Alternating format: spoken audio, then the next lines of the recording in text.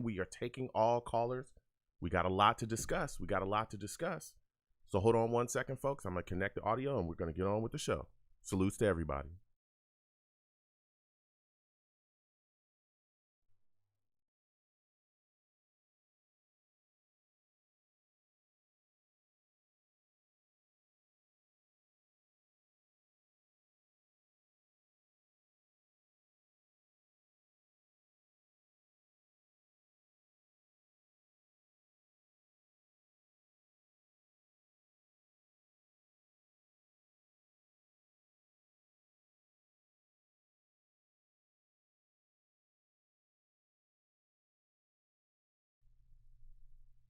Blog Talk Radio.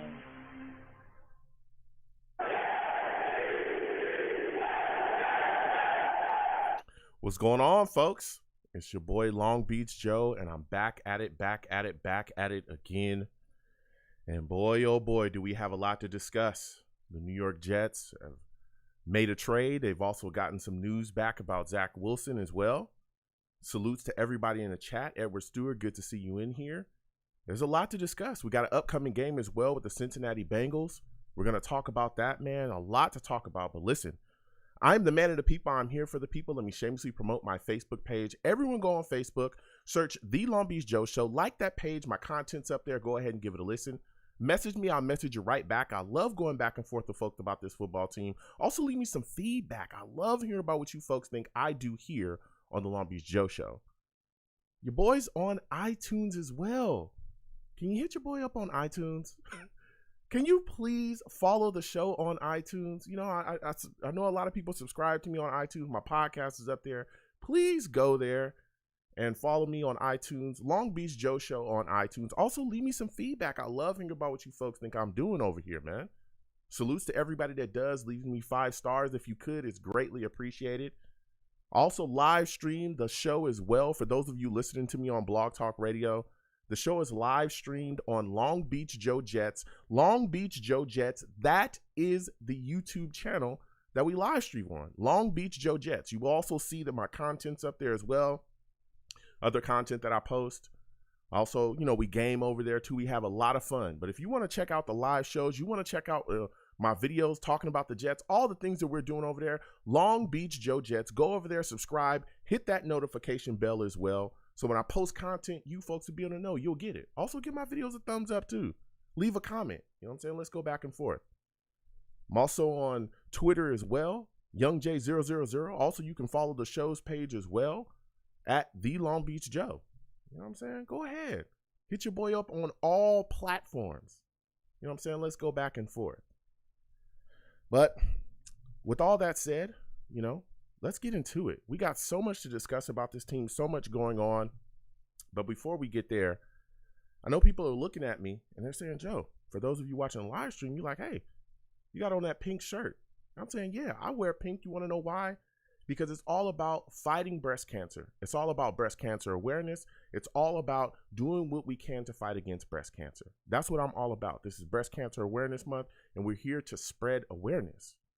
So we're going to have a guest come on tonight, and she's going to speak to us about breast cancer awareness and how to spread it and what's going on in the field of breast cancer research as well. We're going to have Miss Arnedra Jordan come on, and she's going to speak to us about what's going on. Salutes to you, Arnedra. Welcome to the Long Beach Joe Show. How are you doing today? I'm doing well. How are you? I'm all right. Now, Arnedra, listen, you're doing a lot in the field right now. You're out there. You're doing your thing. What propelled you to get involved with spreading breast cancer awareness and also spreading the fight against breast cancer too?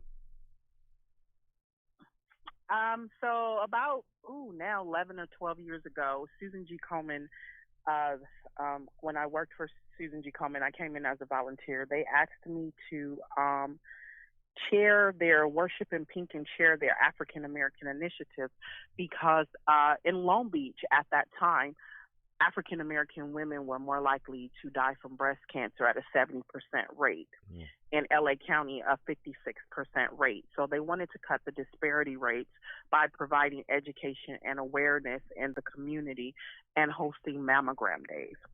So that's what propelled me. I did some volunteer work for another organization, and they asked me to come on there, and so I did, and eventually, and so we and then that began my 10-year drive of trying to make sure that we eradicate breast cancer for all women, not just Black women, but for all women. Mm-hmm. Yes, and again, we want to thank you for all the things that you're doing on the front lines and putting things together in the field out there. You know, we really appreciate your work and what you're doing. Now, one of the things that we often have heard or we hear about when we hear about breast cancer is the importance of early detection. Can you explain what that is to my audience and how important that is fighting breast cancer? So at the age of 40, women should start getting a mammogram. At the age of the American Cancer Society suggests at the age of 50, but you really should start at the age of 40 because you want to be able to catch breast cancer early because there's a longer survival rate if you catch it early, meaning that at the age of 40, getting a mammogram once a year. And, you know, everyone should do what their doctor suggests and what's best for them. But when you start at the age of 40, then you can get your mammograms every year. You can ask for the film from your mammogram, and your doctors can compare it. So even if you left, say you were at Kaiser and you went to Cedars-Sinai, even if you left Kaiser and went to Cedars-Sinai, you still have your film, so they can compare and see if there's any changes in the breast. And the earlier that breast cancer is detected, then the longer, you know, the better survival rates, the better outcome, the better treatment plans, maybe even easier medication. So it's very important that you start, talking about mammograms, making sure that you do self-exams at home, and making sure that you are being proactive for your health, for your own health, or asking for help for your own health by finding a community advocate in the community to help you. Absolutely. And again, we're speaking with Miss Arnedra Jordan. She's come on to really spread to us about, you know, the importance of breast cancer awareness and fighting breast cancer. Miss Jordan, what do you say to those that think that breast cancer is only something that women have to deal with? What do you say to men that think that breast cancer won't affect them at all? So 1 in 100 men will be diagnosed with breast cancer, which is really a lot of people if you really look at the spectrum. That's a lot of men. So, you know, just making sure, once again, that you're being proactive for your health and making sure that if you notice any changes in your body or on your body, that you go to the doctor immediately and seek medical advice immediately. And so sometimes people think, oh, breast cancer is only something that's a women's disease. Men don't get breast cancer, but men get breast cancer too. And we're seeing more and more men get breast cancer over the last few years. I didn't even know any males that had breast cancer originally when I started in this field. And 12 years later, I can tell you I know at least a good 4. Wow. So as you can see, it's increasing. Yeah. So we know we now need to make sure that we talk to men about checking themselves and talking about, you know, breast health and the importance of being an advocate for yourself. Absolutely. That's something I speak with my audience as well. And I tell a lot of people that, you know, I have conversations with a lot of men that, you know, I'm cool with. And a lot of them believe that, you know, breast cancer is really only something that their sister or their mother or their aunt is going to have to deal with. And I've had to tell some of my friends, whoa, bruh. Like, yes, it can affect you as well. You know, you need to, let's go get ourselves checked as well and stay on the up and up. You know, let's get into the situation. And like we spoke about earlier, early detection, make sure that we can, you know, figure out what's going on early so to give us a better chance to fight it, you know, in case we're in that situation. Now, what are some positive words that you can give those that are dealing with breast cancer, Ms. Jordan? So I always tell people, one, that, you know, we talk to others, talk to people who've been through breast cancer, talk to people who, your healthcare providers, talk to a certified coach, and get the help that you need, because you can survive. Breast cancer is something that people can survive if it's caught early. Also, there's new medication. I was reading an article that maybe he was in the fifth grade. A fifth grader wrote about breast cancer. And 60 years ago, they didn't have this medication. They didn't have the mammogram technology. So, science is advancing. And so to make sure that you speak to your healthcare providers, you share your story when you're ready, of course, because everyone grieves differently. In a cancer diagnosis, people will grieve, but just making sure that you get the help and support that you need, and that you ask for help. It's okay to ask for help, and asking for help doesn't just mean I need help with my breast cancer. Asking for help might mean I need someone to come over and cook for me. I need someone to clean my house. And, and being an advocate for your health and making sure that you put yourself first and take care of yourself. Ms. Jordan, it has been phenomenal speaking with you tonight. Before I let you go, can you give my audience some links or some ways that they can get in contact with you or get in contact with any, information about breast cancer, or any foundations as well that will help them in case they're in that situation, or any foundations that they can also, give to others, to spread the awareness about breast cancer and the fight against breast cancer? Yes, I will give 4. You can always contact the American Cancer Society. They have an excellent program where they will transport you to and from your treatments, and they also have an excellent program if you need to stay in a hotel for your treatments. You can reach me at Black Women for Wellness. We have an excellent program about wellness. You can contact Pastor Rhonda Santifer at Celebrate Life. Or you can always reach out, if you live in Long Beach, to Long Beach Memorial and go to the Todd Cancer Center. They have amazing support groups. They have amazing events that they do. They even have mental health groups that they put you in, so that you, and these groups get together and do fun things like kayaking and jumping out of planes. It's amazing what they do. So, that's something that it's something for everyone. And so, yeah, those are the 4 that I would say that you reach out to. Thank you so much, Mrs. Jordan, for coming on tonight. It was phenomenal to speak with you again. I want to thank you, and my audience wants to thank you as well for all of the work that you're doing out there in the field, all of the effort that you're putting forward to help those that are dealing with this situation, and again, continuing to push breast cancer research and the awareness of breast cancer. You have yourself a good night, okay? You too. Thank you so much, and have a great night. All right. Thank you. You have a good one. Bye-bye. Woo! Listen, for those of you that are watching, those of you that are listening, that was Mrs. Arnedra Jordan. She came on and dropped a lot of knowledge about breast cancer awareness and all the things that is going on, and how you need to make sure you get yourself checked. I tell people all the time, early detection is important. Here at the Long Beach Joe Show, we're all about doing whatever we can, to affect our community positively.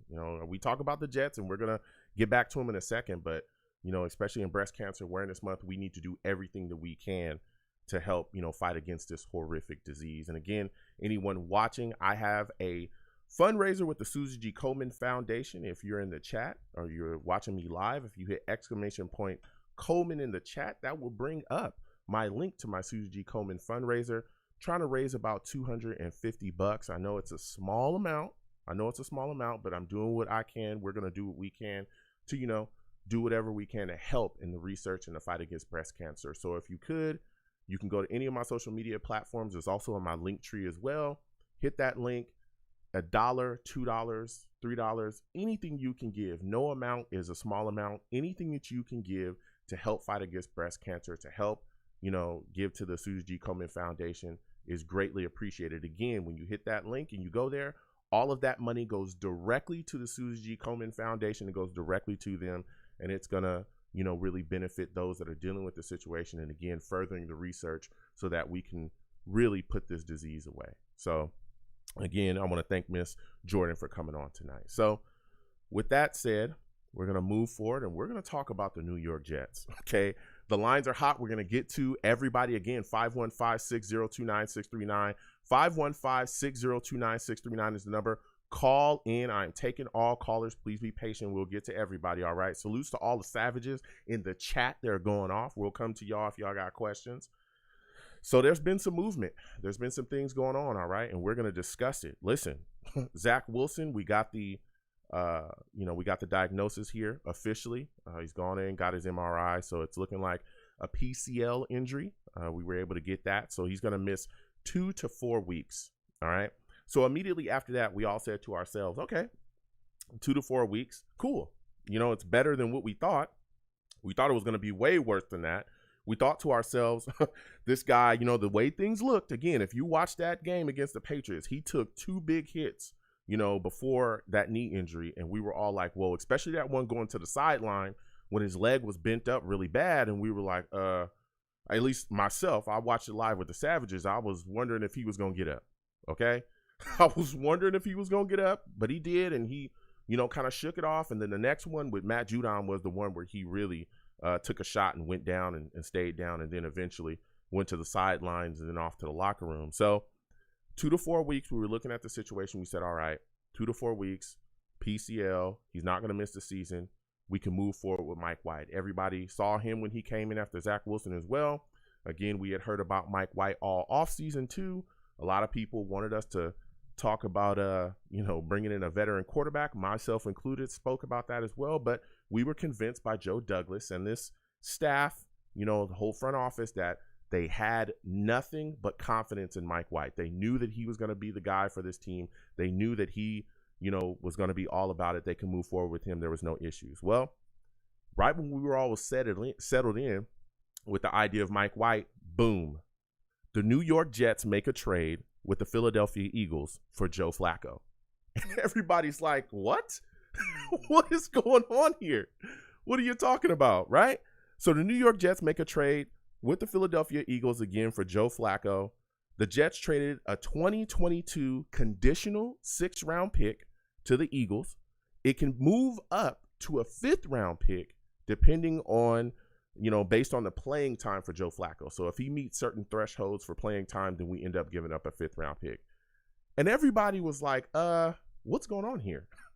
Why would you make a move for Joe Flacco, a guy, that was here before, and then we ended up, letting him walk into free agency. There was a lot of talk about, him wanting to move on, but there was a lot of other veterans out there. Why would you now make this trade when you told us all offseason, when everybody was saying, listen, get a veteran, get somebody in here to help Zach, get somebody in here that can steady the ship, because him and Zach really have no experience, right? They have no regular season experience here. They're both young guys. We need some type of stabilizing force. And we were sold no. Mike White's the guy. We're going to move forward with them. So again, a lot of these questions started to come up, and I started to ask them myself. Why were you so comfortable, Joe Douglas, going into this season without a veteran on the roster, on the active roster? Why were you so comfortable doing that? Why? Why did you all of a sudden, once Zach Wilson went down, panic and then immediately trade for a veteran? What was the point of you having Josh Johnson on the practice squad? What was the point of a lot of these things? To me, it just seems like Joe Douglas made a mistake here. And then the second that Zach Wilson went down, he realized, oh my goodness, I've made a mistake. I've put this team in a situation where it's not the best of situations. Let me hurry up, make a knee-jerk trade. That's on Joe Douglas. That's on Joe Douglas. Another question I had to myself was, okay, well, why didn't you just sign a veteran quarterback in the offseason, even if it wasn't Flacco? Why not just go get another guy that was out there? Just so many questions. Joe Douglas made a mistake here. He truly did. He truly did make a mistake. And we're seeing it. We see him immediately go out there and snatch up a guy. Go out there and immediately trade for Joe Flacco. It seems like a move of desperation. There was other Jets fans that were starting to ask as well, why would you panic and make a trade for Joe Flacco if Wilson is only going to be out 2 to 4 weeks? This seems like a really desperate move from you. Some Jets fans were thinking maybe this injury is going to have Wilson out longer than 2 to 4 weeks, and 2 to 4 weeks is just the optimistic kind of take there. So there's a side of that discussion as well. But let me tell you something. He should have made this move a long time ago. We all discussed bringing in a veteran quarterback the offseason, not just in case, Zach Wilson went down, but also, again, to help him along. A lot of people forget we're in a full-blown rebuild. If you look at what we were able to do with Sam Darnold, what happened? We brought in McCown, who helped Sam Darnold immensely. We saw McCown and him literally become, it seemed like best friends. When things were going on out on the field, whether Sam succeeded on a play or didn't succeed on a drive or whatever, he immediately came to the sidelines and McCown was in his ear. McCown was asking him, what did you see? What did you do? Oh, here's what you can do here. Here's how you can dial this up. Hey, next time you see this, okay, dial it up over there. Slide the protection this way. And it helped Sam immensely. He talked about it. And guess what? When Sam missed time, we had McCown come in and he was able to kind of keep us afloat offensively so that we didn't slide off of a cliff. Well, now you're getting Joe Flacco in here, right? He's coming in here. He's not going to play this week. You made a trade for him. He's not going to play this week, right? We're going forward with Mike White, and now he's got to play catch up and get in tune with the offenses and the nuance of what Mike LaFleur wants to do. Who knows when he'll actually see the field? But if we would have either signed him or another veteran quarterback and had them on the active roster, we wouldn't have this issue. We really wouldn't. We're also going to talk tonight about the Cincinnati Bengals game that's coming up. And let me tell you something. I'm going to get to the lines in 1 second. Salutes to everybody calling. Again, 515-602-9639. 515-602-9639 is the number. Call in. I don't want to go off for too long. You know what I'm saying? Because this veteran quarterback thing, this should have been taken care of. And a lot of people knock Joe Douglas for a lot of things. And I think this is one of the things that they're definitely going to continue to hit on as well. But when you talk about the Cincinnati Bengals situation that we got coming up, this game is serious business. And I want to talk about coaching. Before I get to the lines, listen, Saleh and this staff needs to have their stuff together. The deer in the headlight looks that we have from these young players is expected. We're in a rebuild. You're expected to be the stabilizing force. When things are not going well out there, they should be able to turn to you and you should have answers. When you look around at other teams that have been in the rebuild, you look within our division. Look at the Dolphins with Flores. He had that team out there competing. He had that team out there fighting, even when they had traded off talent and looked like they didn't give a crap about how the season was going to go. They were out there scrapping and surviving. They smacked us twice one year, and they were terrible. There was next to no talent on that team, but he had them out there flying around. You look at what McDermott has been able to do with the Bills. They were rebuilding. He was there. Josh Allen was the big focus. They were able to put a system around him, make him successful. Now look how he's looking. That team has been built, but guess what? There was an identity. There was a stabilizing force there with McDermott. You look at the Patriots. They just smacked us. They're going through a situation. But Belichick and that staff has those players out there playing. Belichick and that staff has answers when things aren't going the best that they could go. They're able to be the stabilizing force. Saleh and this coaching staff needs to be the stabilizing force. We were sold a bill of goods with Saleh. We were told he was going to be a guy that was going to come in here, be rah-rah. We were getting a guy that was fired up, and we have yet to see that. The offensive coaching, horrific. Mike LaFleur is horrific. His offensive game plans, horrific. They're awful. Those game plans are awful. He's got to clean it up and get it together. We need stabilizing forces. We need somebody that's going to be able to answer the bell when these young players are out there looking crazy. Make adjustments properly. We need coaches that are going to do that. We can't have the players deers in the headlight and then you are a deer in the headlight as well. We can't have that. And if it continues, again, you continue to be a deer in headlights, I'm telling you. You might not be here for long. And I'm not saying that we should fire him in year one. That is not what I'm saying. Don't tweet me. Don't DM me saying, Joe, you said, no, I didn't. I'm just saying if you continue on this path, you might not be here for very long. So we're going to get to these lines again. 515-602-9639. 515-602-9639. We are talking Zach Wilson. We're talking the trade for Joe Flacco. And we're talking Cincinnati Bengals. But before we get there, salutes to Adam Gase with the big donation. Again, salutes to Adam Gase with the big donation. Adam Gase says, miss me yet? No, Gase, I don't. Because I feel like you're still here. I feel like you're still here. You know, these offenses that we're putting on the field right now looks exactly like the stuff you used to dial up. You know what I'm saying? That's why I'm so glad we supposedly got you out of here. The day we got you out of here, I was happy. The day I thought you were gone, I was excited. I put a video up and everything. I was beside myself. But it seems like you might have crept back in the building, my friend. So salutes to you. Hopefully I don't see you this Sunday, or hopefully I don't see a game plan that looks like you put it together this Sunday. All right? But salutes to you. Thank you for your donation to the platform. Please stay in the chat and go back and forth with you. Salute to all the savages in the chat. We about to get to these lines again. 515-602-9639. 515-602-9639 is the number. Call in. First, I'm going to my guy, CT. You already know how CT do. You know what I'm saying? Salutes to CT. I want to thank him for calling in tonight. CT, let's talk about it, man. Give me your thoughts on Zach Wilson being out 2 to 4 weeks with this PCL injury. And what are your thoughts on the New York Jets trading for Joe Flacco?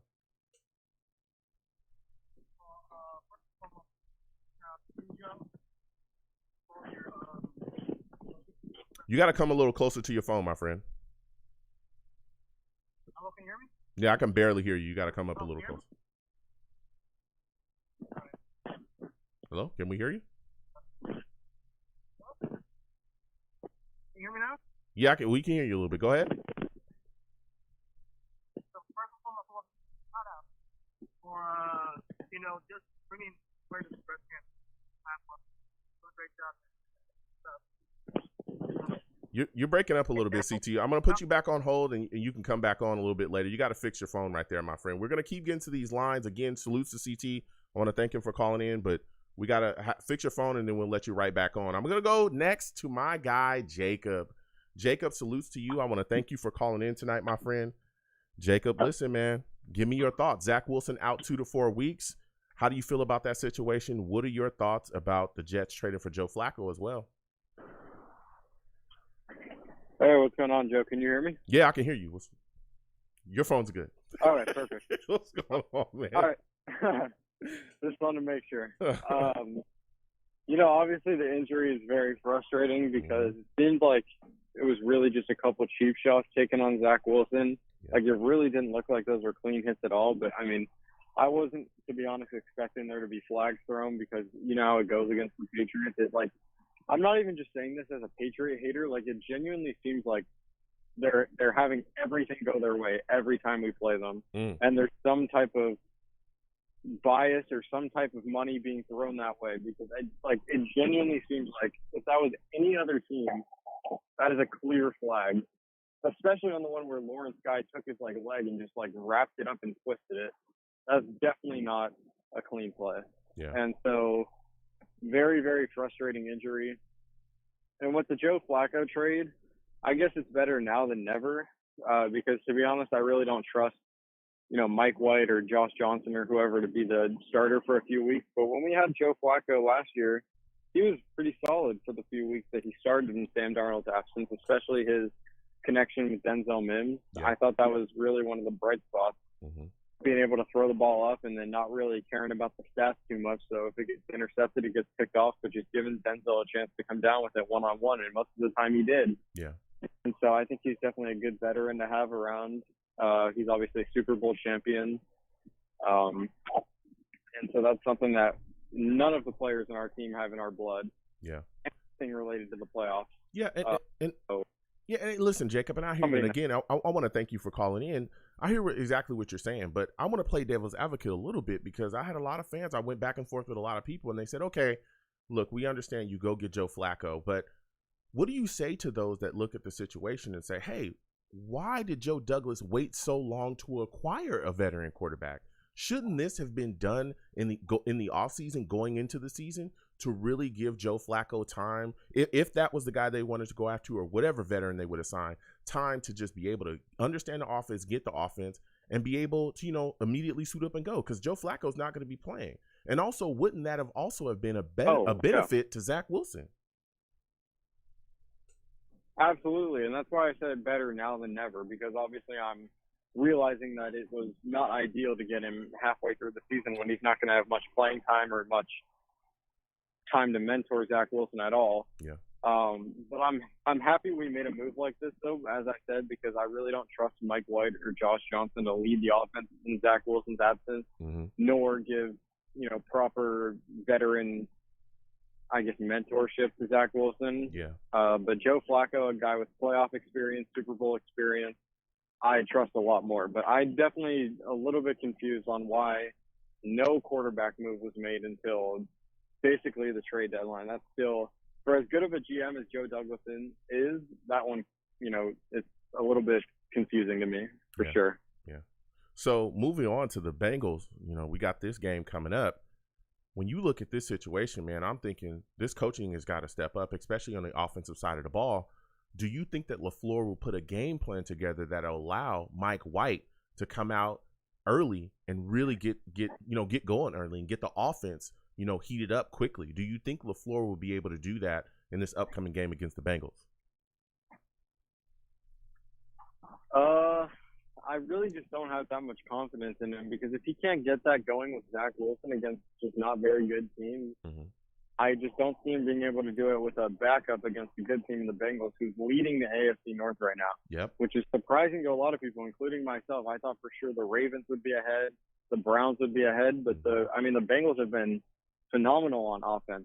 And so obviously the defensive part of the ball for us is going to be up to Robert Saleh and Jeff Ulbrich, but the Bengals don't have a too good defense, so I would hope he can take shots downfield, take chances. We really got to go in my opinion, with a similar approach to how the Lions did against the Rams, where you realize we're really not going to stop much on the defensive side of the ball. The chances are they're going to score 30-plus points. Oof. So every time we have an opportunity and it's 4th and 2, 4th and 3, 4th and 4, whatever it may be, don't punt the ball. Don't settle for 3 points when we're already down 14-0. Go for it. Yeah. What's the worst that can happen is that they get the ball back again and score again, which is probably what would happen anyway. Yeah. So I think he's got to come in with an aggressive mindset, and that's really going to give us our best chance to win. But it's going to be very tough. Yeah. Although I am glad if there is a week for Zach Wilson to be out, that it's against the defense like the Bengals and not the Patriots defense, which is what happened last week. Yeah.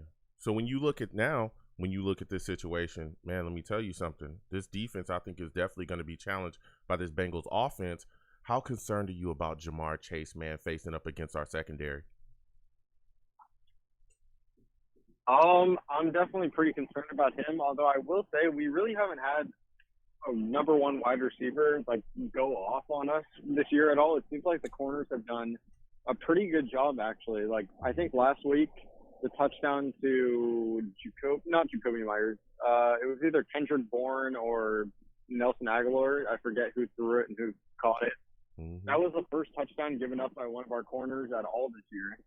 And so it's not necessarily just Jamar Chase I'm worried about. I'm worried about the whole wide receiver group as a core, because Higgins, all those guys. Obviously, there's three guys who can be number one receivers on a lot of teams. Yeah. And they're a phenomenal trio. Probably one of the top 5 best wide receiver trios in the NFL. And so it's not just Jamar Chase, because if we go to double Jamar Chase, then T. Higgins or Tyler Boyd is going to be left in a favorable matchup for them. And that's when we can really start digging ourselves into trouble. So it's that whole offense as a group that I'm pretty worried about. Yeah. And then you got Joe Mixon on the ground too, and we're worried about those wide receivers. It's going to be very, very tough. Boy, oh boy. Do you think that our front line will be able to get some pressure on Joe Burrow? It's looking like Huff is going to be out for this game. Do you think that maybe John Franklin Myers, maybe Shaq Lawson, we see something from him in this game? Do you think that they'll be able to pressure Joe Burrow and get him off his spots and maybe get some sacks as well? I sure hope so, because obviously coming in to the season, everyone was questioning the Bengals offensive line, and everyone, including me, was saying, they got Jamar Chase, who's a phenomenal receiver, but if he has no time to throw the ball, how is he going to get it to Jamar Chase? Yep. And so they've been actually playing pretty well, that offensive line. I've been pretty surprised with how well they've been, but hopefully we can take advantage of it, because it's really one of their only weak spots as a team. They're pretty solid as a team overall. Yeah. I would say their biggest weak spots are probably offensive line and then maybe linebackers. And that's about it, because then in the secondary they've got Jesse Bates, who's one of the best safeties in the NFL. And then they obviously got Trey Hendrickson on the D-line. We took Carl Lawson from them, but obviously he's not playing. Yep. So the offensive line is really one of the things where I think we need to at least attack somewhat and take advantage of. You always got to find the weak spots on the other team to be successful, and that's definitely one of them. Yeah, absolutely. So my final question before I let you go, Jacob, because you've been talking that talk, man, you really spit some facts. Give me your final score prediction for this upcoming game. Who do you think wins? Who do you think loses? How do you think this game ends up? I really don't see us coming away with a win on this one as much as I'd like to. I would probably say something like 31-17, 31-20, because I think their defense isn't very good, so I see us definitely putting up some points. Mm-hmm. But their offense is just so explosive that I don't see our defense, with all the young guys we have and all the rookies we have, I just don't see us being able to stop them as much as any of us would like to. Yeah. So obviously anything can happen, and if we win, it's a win, and I'd be more than happy, but as of now, I don't see us coming away with it. So 31-13 Bengals, huh? 31-13 Bengals. Ooh, man. 31. And I respect it. I respect it. I understand we're in a really tough spot, and until this team really gets it together again, you know, we're trying to see if Corey Davis is going to play. He's looking like, you know, he may not go as well. So there's a lot to discuss, man. This team is a mess, but this coaching staff definitely needs to step up, and they need to put, you know, more of an effort for it to make sure that the game plan is effective. Like, you got to put together and better by the game way, plans. if you set the bar low, it's tough to be disappointed. Well, that's a very positive way to look at it, Jacob. Very positive way. Listen, Jacob, I want to thank you for calling in tonight, my friend. Next time I have a show, I want to hear from you. You have yourself a good night, all right? All right, you too, bro. All right. Jacob said, set the bar low, and you won't be disappointed. I respect it, you know. I respect it. Again, 515-602-9639. 515-602-9639 is the number. Call in. We are taking all callers. The lines are hot. We'll get to everybody. Please be patient. And also, when you call in, please make sure you mind your background, no crazy noises, and make sure your phone's all right. Next, we're going to 973-973. I'm coming directly to you. 973, salutes to you. I want to thank you for calling in tonight. Give me your thoughts about the New York Jets trading for Joe Flacco. How do you feel about it? Hey, Joe. How you doing, man? I'm all right. How are you, my friend? Pretty good. Honestly, this Flacco trade is one of the weirdest things I've ever seen in my life. Yeah. I don't think I've ever can think of any instance of a team trading back for a player they just let go. And not just that, the fact that when the player was here, he was under a different system. So now that you're bringing him back, none of his knowledge helps you. He has to start over like he was never here. It is the absolute total worst way that could ever happen. Yeah. And part of what kind of fries my brain about it is I don't even really think they want Joe Flacco. Mm-hmm. You know, I don't think Joe Douglas is really that excited about him. I think half of it is, hey, look, he's in Philly. He said he could be here Friday. That's the soonest anybody can get here. Okay, fine. And they just kind of did it. If I really think that's what it was. If there was a quarterback who was willing to come here Wednesday or Thursday, they would have got that guy. But nobody, either teams wanted a lot more than a 6th-round draft pick, and Douglas would have had a lot of egg on his face if he had to trade something major for a backup, or he figured, okay, I could trade, you know, Flacco's cheap. He could be here Friday. Okay, that's close enough. Maybe he could start next week. So I think it's more that. It can't really be that much about Flacco, the man. I'm not putting Flacco down, but it's just, again, it's just showing this kind of hodgepodge kind of reacting to things as they come along, plugging the holes after the leak springs instead of being a little more proactive. Yeah. And it's very frustrating as a fan to be, we've all been screaming up and down, please get somebody. Yeah. And they only do it at the worst second. So I'm frustrated, Joe. Yeah, no, listen, and again, I want to thank you for calling in. I'm right there with you. I understand, you know, a lot of people in this fan base saying, hey, why wasn't this done earlier? Especially, when you have Zach Wilson on board, and he could benefit from a veteran quarterback in his ear. He could benefit from, you know, somebody being able to tell him, hey, this is what I know you're seeing out there. Here's what you can do against it. Just that experience, in the locker room that can help him as well. I just don't understand why this move wasn't made earlier. I don't understand why we just didn't sign a veteran in the offseason.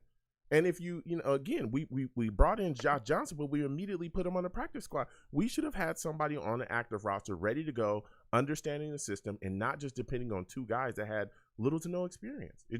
That shouldn't have happened, man. It really shouldn't have happened. But moving forward, now we got the Bengals, right on our doorstep, man. What are your thoughts about us facing off against this team? How concerned are you that Zach Taylor, the Bengals, head coach, who, again, that's another team. Again, it's crazy we're playing them this, now, because this was a team that was kind of in our situation a couple of years ago, and Zach was able, him and his coaching staff, able to put things together, and look where they're at now. They were going through a rebuild situation, and now, again, they're at the top of the AFC North, and they're beating people, pretty handily. Are you concerned that we'll see Zach Taylor out-coach Saleh in this football game? Oh, wow, that's a good question. To be fair, Joe, and credit to the Bengals, it's not that they were a great team. They weren't. But when they started the rebuild, they were not as totally depleted as the Jets have been. The Jets were in a way worse spot. And I'm going to say right after Bowles, somewhere between after Bowles and definitely when Gase left, this team, the Jets roster, was way worse than when the Bengals decided, okay, we need to go after Burrow. So they were kind of already a little bit better. The defense didn't really get the noise or the credit that they deserve because, they were losing so many games. Mm-hmm. And, of course, Burrows, he's been playing lights out. He has an arm like you wouldn't believe. Mm-hmm. The dude is tough. The team is playing every game, and they can score points. Mm-hmm. So, honestly, yeah, to your point, within a couple of years, but it looked like we started on the same starting line, but they've already laughed the Jets in a couple ways. So, I think I'm more concerned about Burrows than the head coach. I'm not attacking Zach Taylor or anything, but I think it's really they're going to win or lose the game on Burrows. Yeah. And he's got an arm, and he can put a ton of points. So if we can't get pressure on him, if you can't get turnovers, forget it. Because this Jets offense is probably not going to score, let's say we have a good day, 21 points. Ooh. 21 points is Joe Burrow's had a bad day, right?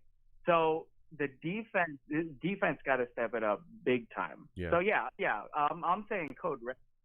Yeah. No. Listen, and here's again. I think a lot of people forget. You're saying they were better than us. There was a point where they beat us. I think it was. I don't think it was last year. They were 0 and something. I think they were 0 and 8 or something when we had ran into them. They were 0 and 8 and destroyed us. Taylor completely cleaned the table with Adam Gase in that game. Thoroughly outcoached us, and they were not a good football team. They weren't. They weren't better than us roster-wise at that time at all. If you go back, that was the year that we were the only team, I think, to ever get beat in NFL history by 2 0 and 8 or 0 whatever teams, and we had gotten spanked that year. I think it was by the Dolphins, and then it was by them that had won a game. And we were the only team in NFL history that had happened to, and that was under Gase. And Taylor, again, was a guy that we saw, a guy that had just came in, was trying to turn the franchise around, and now, again, like you said, look where they're at. And we're trying to still find our way, bumping into things in the dark. We got to figure things out quickly, man. But something that you talked about as well, and my next question for you is when you talked a little bit about the defense and Burrow and, getting pressure on them, I think I have other, concerns about facing this offense as well. I'm worried about Jamar Chase because we've seen this kid really go off. I think he had a 200-yard game last week. I think he has 700-plus yards, this season so far. How concerned are you about him facing up with Bryce Hall? Do you think that Hall's going to be able to cover him and kind of keep him under wraps a little bit? Maybe not shut him down, but just keep him under wraps. If he can do that, or even compete, let's just say compete. This Chase guy, man, he's just blowing it up. Woo! And he's not the only guy. Van Jefferson on the Rams, he was a second-round pick, and he's getting almost 100 yards a game. Yep. The Cowboys just got the Giants. The Giants in the same stadium. Yeah. I mean, they just draft wide receivers high and they produce results. And it seems like when the Jets draft a guy, he's okay, or maybe he's decent and then doesn't go anywhere. Or if he's good, they don't play him. So that to me is very annoying. I think what the Jets should do right now, and maybe I'm just crazy, Joe, but you let me know what you think, is Deshaun Jackson wants out of L.A. And I'm not saying he's the greatest wide receiver of all time, but if he gets on the Jets, he would be an immediate number one target. He wants to play. He wants to move. That's why you got to be crazy to be leaving the Rams. Here's my problem. Here's my problem with what you're saying. I hear what you're saying. I understand where you're coming from. I don't mean to cut you off. I hear what you're saying. I understand where you're coming from, right? I get the desperation. We cannot effectively utilize the weapons that we have here. In the offseason, everybody said the strength of the offense was the wide receiver group. Am I lying? I don't think I am, right? Corey Davis, Jamison Crowder, Keelan Cole. Oh, my God. Elijah Moore. We got him in the second round. He's a Hall of Famer. He's the greatest wide receiver the New York Jets have ever drafted. And then you got Denzel Mims, who's going to have 1,000+ yards. A breakout season is coming for Denzel Mims. Oh, Denzel Mims is going to run the league, Joe. Oh, don't worry about everything. And we have an offensive coordinator here that cannot utilize any of those weapons effectively. It seems like our offense is, Zach, get outside, run somewhere, and then chuck the football down the field to Corey Davis and pray for a pass interference, or pray, for Corey Davis to come down with the football. That seems like it's it, right? Elijah Moore, next to nothing. Won't effectively utilize him at all. Mims seems like he's a 6-string wide receiver.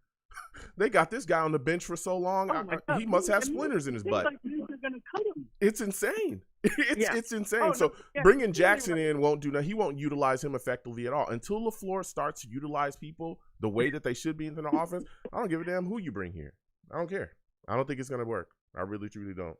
So I hear you, but I don't think it's going to happen. That's a good point, too. Yeah. So with that said, man, my final question before I let you go ahead and give me your final score prediction for the upcoming game, my friend.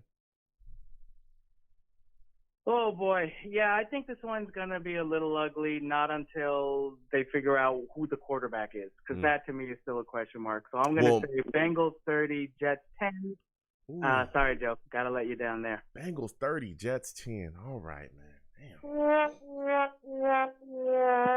Ooh, something stinks, and it's the Jets. Listen, my friend, I want to thank you for calling in tonight. I got to get back to these lines. Next time I have a show, I want to hear from you, all right? Awesome. Thanks, Joe. Have a good night. You have a good one. Listen, man, people are calling in and talking that talk. Again, we got some injuries on here as well on this team. Huff looked like he's going to be out for the game. Wesco looking like he's going to be out. Gerard Davis is coming back, off IR. We'll see what he's going to be able to do out there Sunday. So one of the things we're going to be talking about during this show as well is our linebacking core looking a little shaky, baby. Looking a little shaky. Sherwood out with an Achilles. He's on IR. Cashman walking IR. He's back on IR again. Quincy Williams, he's looking like he's going to be coming out of the concussion protocol, hopefully for the game. We'll see if that happens. CJ Mosley still dealing with that hamstring, but he's been in practice, so we'll see what we get out of him. And Nezruddin again, on IR as well. Delshon Phillips is going to be out there. We're going to see who's going to be coming back. So this linebacking core is taking some hits too. We're going to see how they come back and see what happens. Tevin Coleman is going to be out on offense for us. You're looking at Corey Davis. He's expected not to play as well. We're going to see what things look like without him out there on the field. And by the way, with no Zach Wilson, I just talked about it with the last caller. A lot of our big explosive plays this year has been Zach getting outside, chucking the football downfield, and just finding somebody. Well, that athleticism is gone because Zach is not going to be here for at least 2 to 4 weeks. Can you effectively draw up a plan to have Mike White go out there until eventually, I guess we'll see Joe Flacco? Can you effectively draw up a plan that have Mike White go out there and be productive within the offensive scheme? Can you do that? That's a big question for LaFleur. We have yet to see him properly do that for Zach Wilson. Let's see if he can do that for Mike White. That's going to be the big question. So 515-602-9639. 515-602-9639 is the number. Call in. We are taking all callers again. When you call in, please be patient. All right, we're getting to everybody. Don't call in and hang up. Call in and hang up. I can see you. You're in a queue. Please be patient. We will get to everybody. So next, I'm going to my guy, Big Green. CT, please stay on hold. We'll get to you in a second, but we got to go to Big Green. Salutes to you, Big Green. I want to thank you for calling in tonight. All right.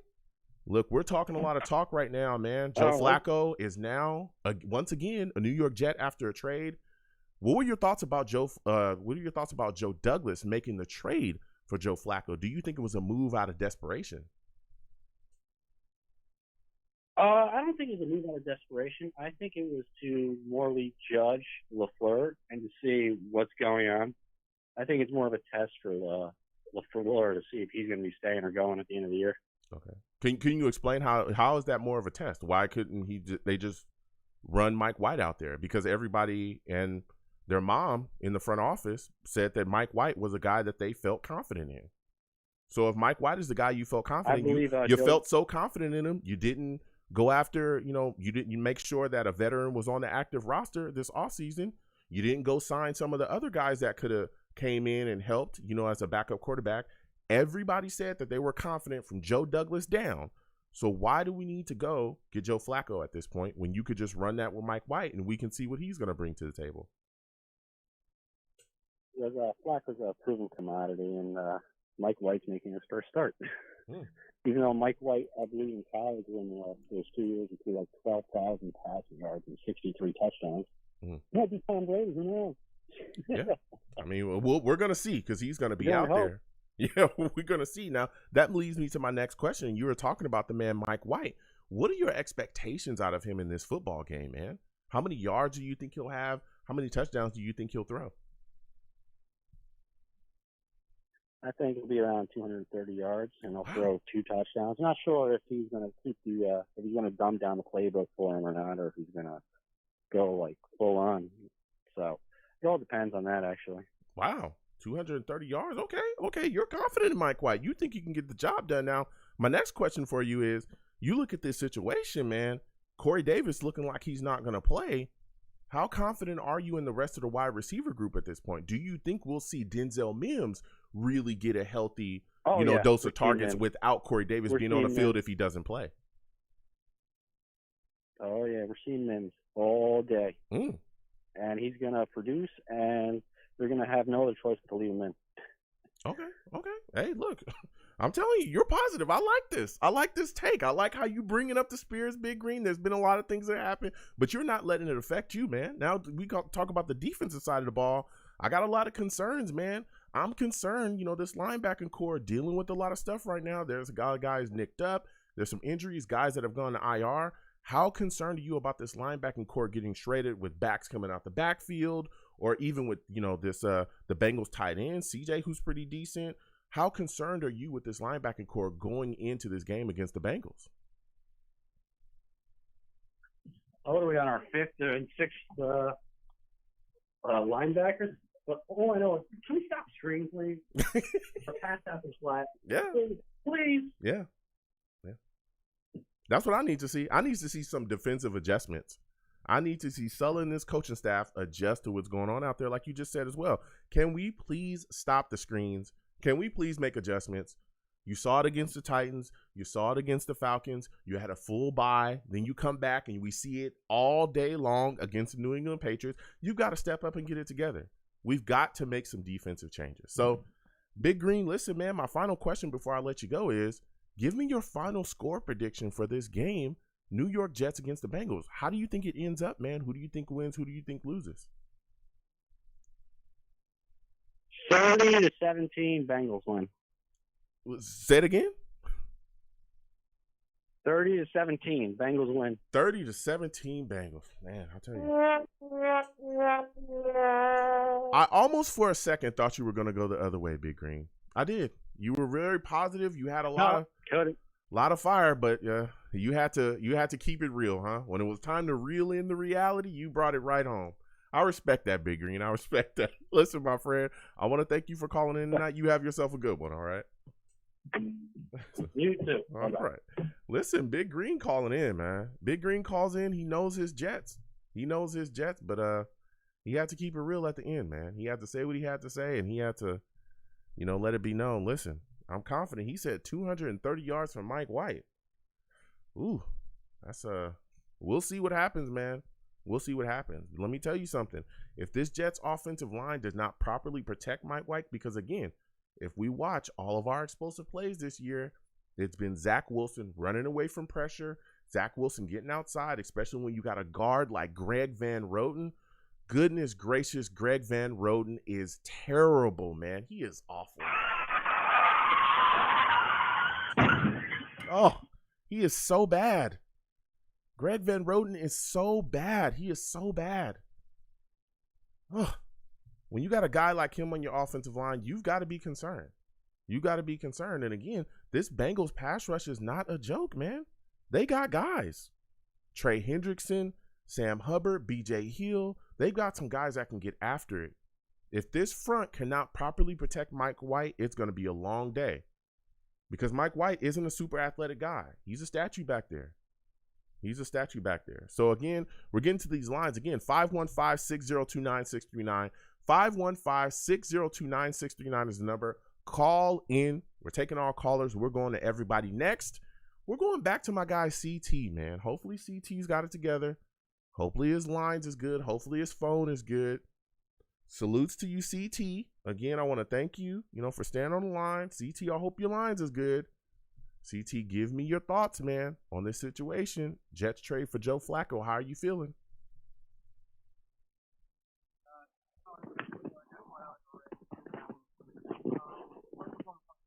CT, we can barely hear you, man. Come on.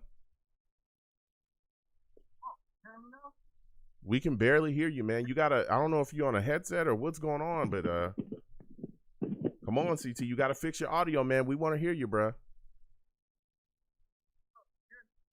No, we can't hear you. I'm sorry, CT. Well, then now we lost you, CT.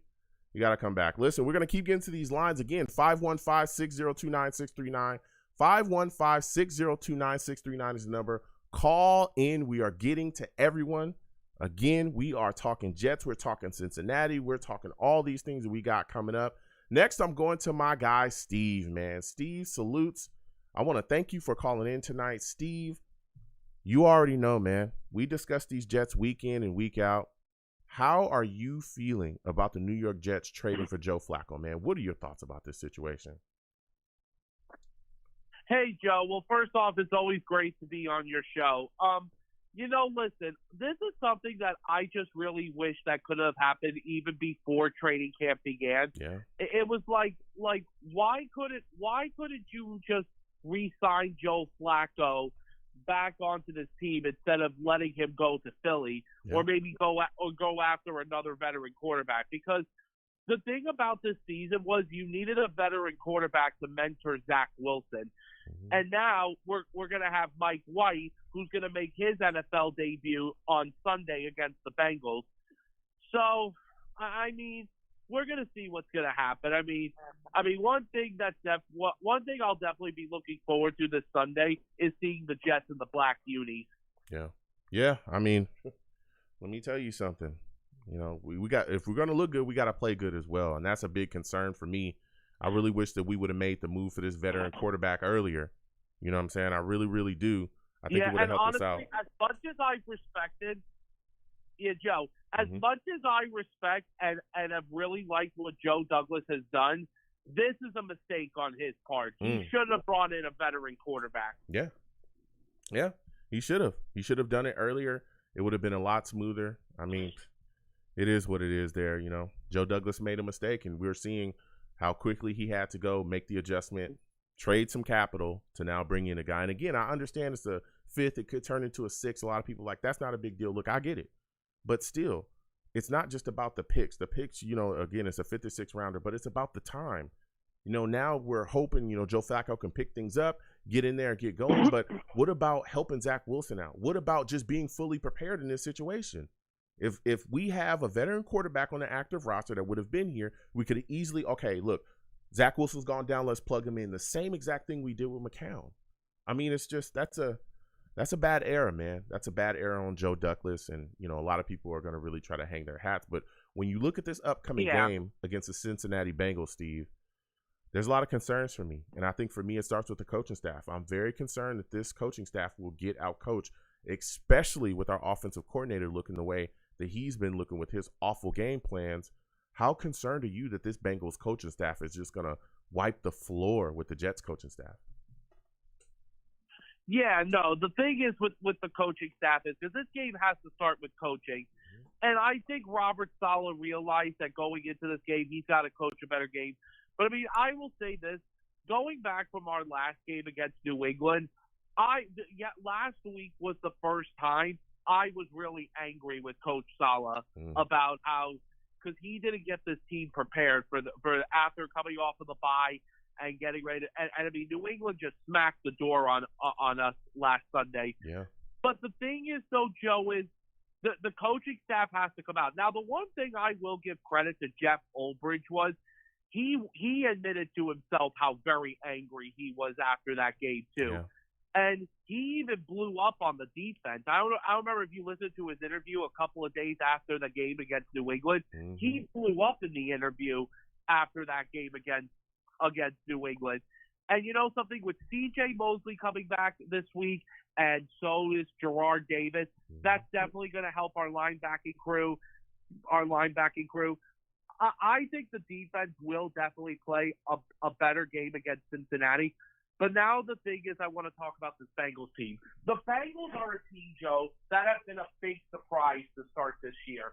I mean, listen, you know, I honestly thought at first that Zach Taylor was a bad head coach for the Bengals. But the thing is about Zach Taylor is he actually this year has done an incredible job in his third year as Bengals head coach. And his job was on the line to start off the year this year. But the one thing is about this Bengals team that I am worried about is going up against his offense. Is not only Joe Burrow and Joe Mixon, that Jamar Chase guy, oh my God, the 5th overall pick of this draft, man, he has done unbelievable. And right now, he's a candidate to win the Offensive Rookie of the Year this year. Yeah. But, you know, the secondary for the Jets, you know, hasn't really given up. As one of the callers did say earlier on the show, that they haven't really given up a big play to a number one target right now this year. But you know something, though, Joe? I mean, here is the thing. The Bengals' offense is what I'm worried about the most than their defense. I mean, their defense is okay. It's not the best defense in the league, but their defense is okay. I mean, if you saw what their offense did last Sunday against Baltimore, and Baltimore is a much better team than Cincinnati is, they put up 41 points in Baltimore. They put up 41 points against a good Ravens team. So the thing is, they got to come out prepared. Now, the one last thing I'll say is before I let you talk is Zach Taylor actually spoke today about the Jets. He said a lot of good things about the Jets despite the fact of where they are right now. And a lot of fans are saying that Zach Taylor is high for saying something like that. That's what Jets fans are saying, that Zach Taylor is high. And I was telling you to Jets fans, what? You want Zach Taylor to say, oh, we're going to go into MetLife Stadium and we're going to crush them and the Jets are going to suck and we're going to destroy them. No, Zach and the coaches are not going to say that. They're not going to say that about us. They're always going to say a lot of good things about a team, even when a team is not good. So, Joe. Yeah, listen, that's exactly where I'm at. You know, I don't think Zach Taylor is going to say anything disparaging, even if the team is bad.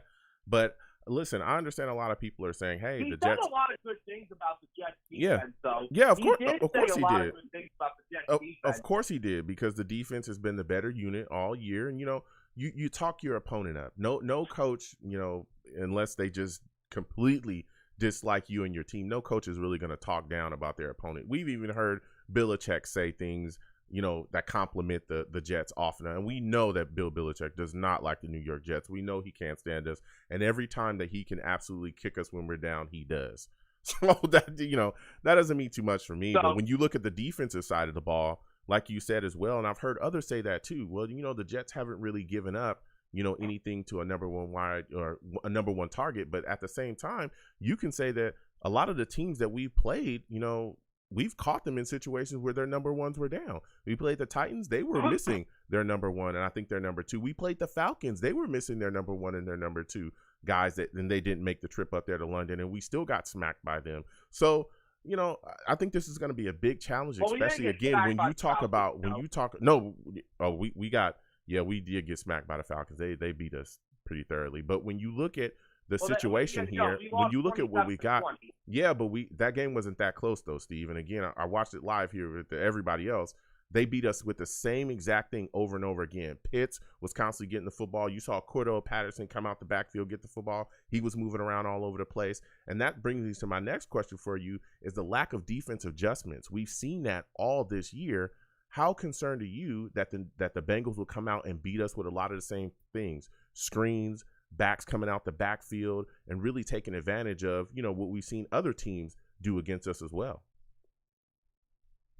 Yeah, no, that is definitely going to be the biggest concern going into this game because last week our defense couldn't do anything with the screenplay. Mm-hmm. But, I mean, hopefully now with C.J. Mosley and Jared Davis making his debut on Sunday, that will hopefully be a big factor for us. Mm-hmm. But the other thing is, Joe, about going into this game is business of things are the keys to the Jets to win. Now, I want to get a chance to talk about Mike White. Now, for Mike White to make his NFL debut, listen, there were times where I felt that in the game last week against New England where he did some good things. He definitely did a lot of good things in that game. I mean, yes, he did throw 2 interceptions, but he actually didn't play as bad. He did throw for 202 yards against New England last week, which is really good for a guy who hasn't had NFL experience and to do it on the road. But the thing is about this game is, as we're facing Cincy this Sunday, the key thing to this game is Mike White has to play a good game. He's got to play clean, cut down on the turnovers. The offensive line has to block. Speaking of the offensive line, why in the hell is Greg Van Roten still on this team? You tell me. Why is he still on this team? I wish that he could get cut. Why not give Dan Feeney a chance to play at that position? Like, get Dan Feeney off the bench, let him come in. If I was Robert Saleh, I would tell Van Roten that I'm putting you on the bench this week. Yeah, I mean, as much as he wouldn't like it, I would put him on the bench and have Feeney start. I mean, something's got to be good. Lineman, Joe, I've ever seen. Yeah, he is the worst offensive lineman on this team. You talking that talk, Steve? They both suck. That's a fact. They both suck. I just don't get it. Greg Van Roten being allowed to play continuously, and we're seeing the same thing out of him, is just completely mind-boggling. This guy goes out here week in and week out and gets beat over and over and over again, Steve. The offensive line has to protect well against the Bengals front. Yeah. Now, the Bengals front, like I said about this Bengals defense, their defense is okay. It's not the best defense that Mike White is going up against, but the thing is about this Sunday is, though, coming up is, that's the one key thing. The offensive line has to protect, and then onto the defensive side of the ball, you got to have Joe Burrow make mistakes, because if you give Joe Burrow time, and if he finds Jamar Chase a lot, we're done. Yeah. So my final question before I let you go, Steve, give me your final score prediction, man. Who do you think wins? Who do you think loses? Listen, Joe, I said this to you week in, week out. I want to win. Just like you, I know you want to win, and I know, Joe, you always want to see the Jets win every week, and I love your passion of this team, Joe. I think you have a lot of passion for this team. I do. It's just that, Joe, unfortunately, in this situation right now, with where we're at right now, I unfortunately do see us taking another L. I don't think we're going to get as killed as we did last week, because if we get killed again this Sunday against Cincinnati, and even at home, I mean, the Jets this year, this is only their 3rd home game of the season, this Sunday coming up. You know something, Joe? I think we'll definitely score points, but I think we'll keep it as a close game, but I have to give Cincinnati an edge. Give us a score, Steve. I'm going to have 28-24 Bengals. 28-24 Bengals. Oh, man. Well, Steve, listen, you took the Bengals. I respect that. Listen, Steve, I want to thank you for calling in, my friend. You have yourself a good one, all right? You too, Joe. Good night. All right. Listen, Steve, Steve called in and he gave us his takes, man. He even took the Bengals, even after being, very positive about the Jets. Listen, 515-602-9639, 515-602-9639. Please call in. Also, those of you that are watching, because I do live stream, Long Beach Joe Jets is on YouTube. please give the stream a thumbs up. Also, share the stream as well with your friends and your family. If you'd like to donate, the super chat is there. Please give to the super chat if you can. Also, if you don't want to hit the super chat, because I get a lot of people that say, hey, Joe, we just want to push to your Cash App. That's what we want to do. My Cash App is right below me. You can hit me up in the Cash App. Anything that you give to the platform is greatly appreciated, all right? And again, please give the stream a like. And if you have not subscribed and you're new, please subscribe to the stream and also hit that notification bell so when I post content, you folks will be in the know, all right? So we're going to keep getting to these lines. Again, 515-602-9639. 515-602-9639 is the number. Call in. We're talking Joe Flacco. We're talking Zach Wilson. We're talking the upcoming game against the Cincinnati Bengals. We're talking if the team, especially the defense, is going to be able to figure out how to stop a screen. Can we do that? You know what I'm saying? We're going to be talking about that. So next, we're going to my guy, Shaq. Shaq is on the line. Salute to you, Shaq. I want to thank you for calling in tonight. Shaq, give me your thoughts on this New York Jets team trading for Joe Flacco. How are you feeling about it? What are your thoughts about Zach Wilson being out for 2 to 4 weeks as well?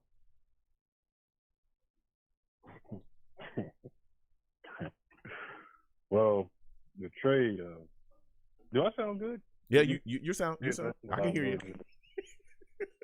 Okay, all right.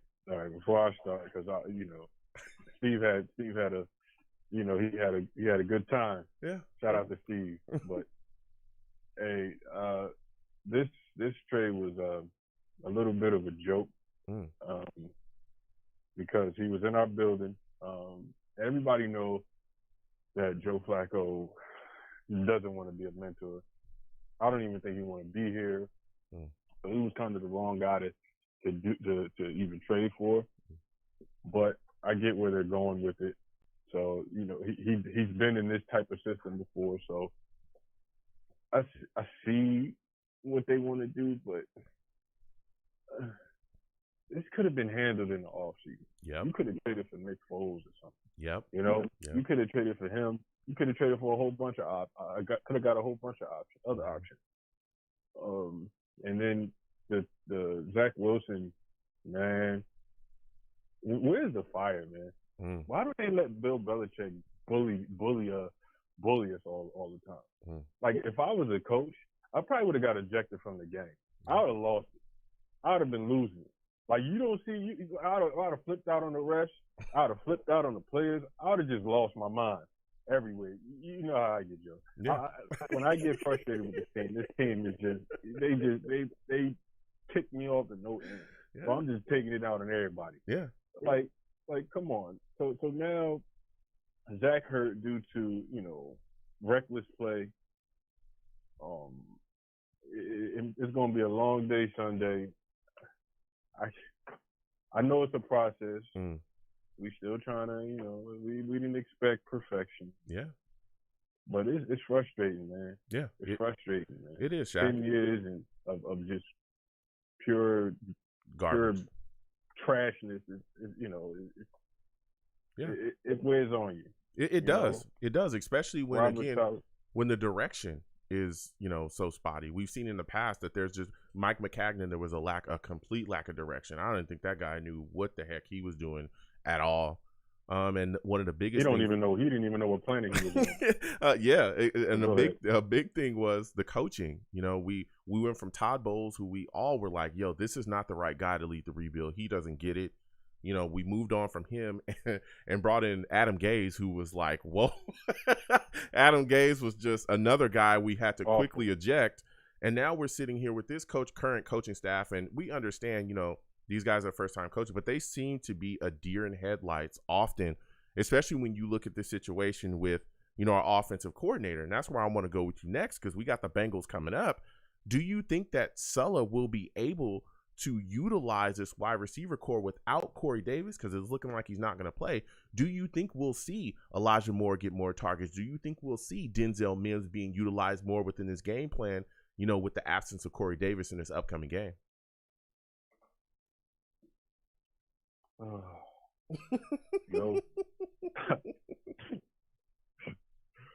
don't know anything about this offense. This offense is it's all over the place. How is it all over the place, but it's basic? Like, it's awful. I don't get it. How do you throw a bubble screen to Jamison Crowder with Elijah Moore blocking when you got Denzel Mims and Corey Davis on the roster. Like I am just flabbergasted. Why is Greg Van Roten? Why does he exist on the team? Don't know. He got running back before the D tackle did. Like I don't understand what we're doing on offense. I don't get it. I get you're a first year guy. I get it.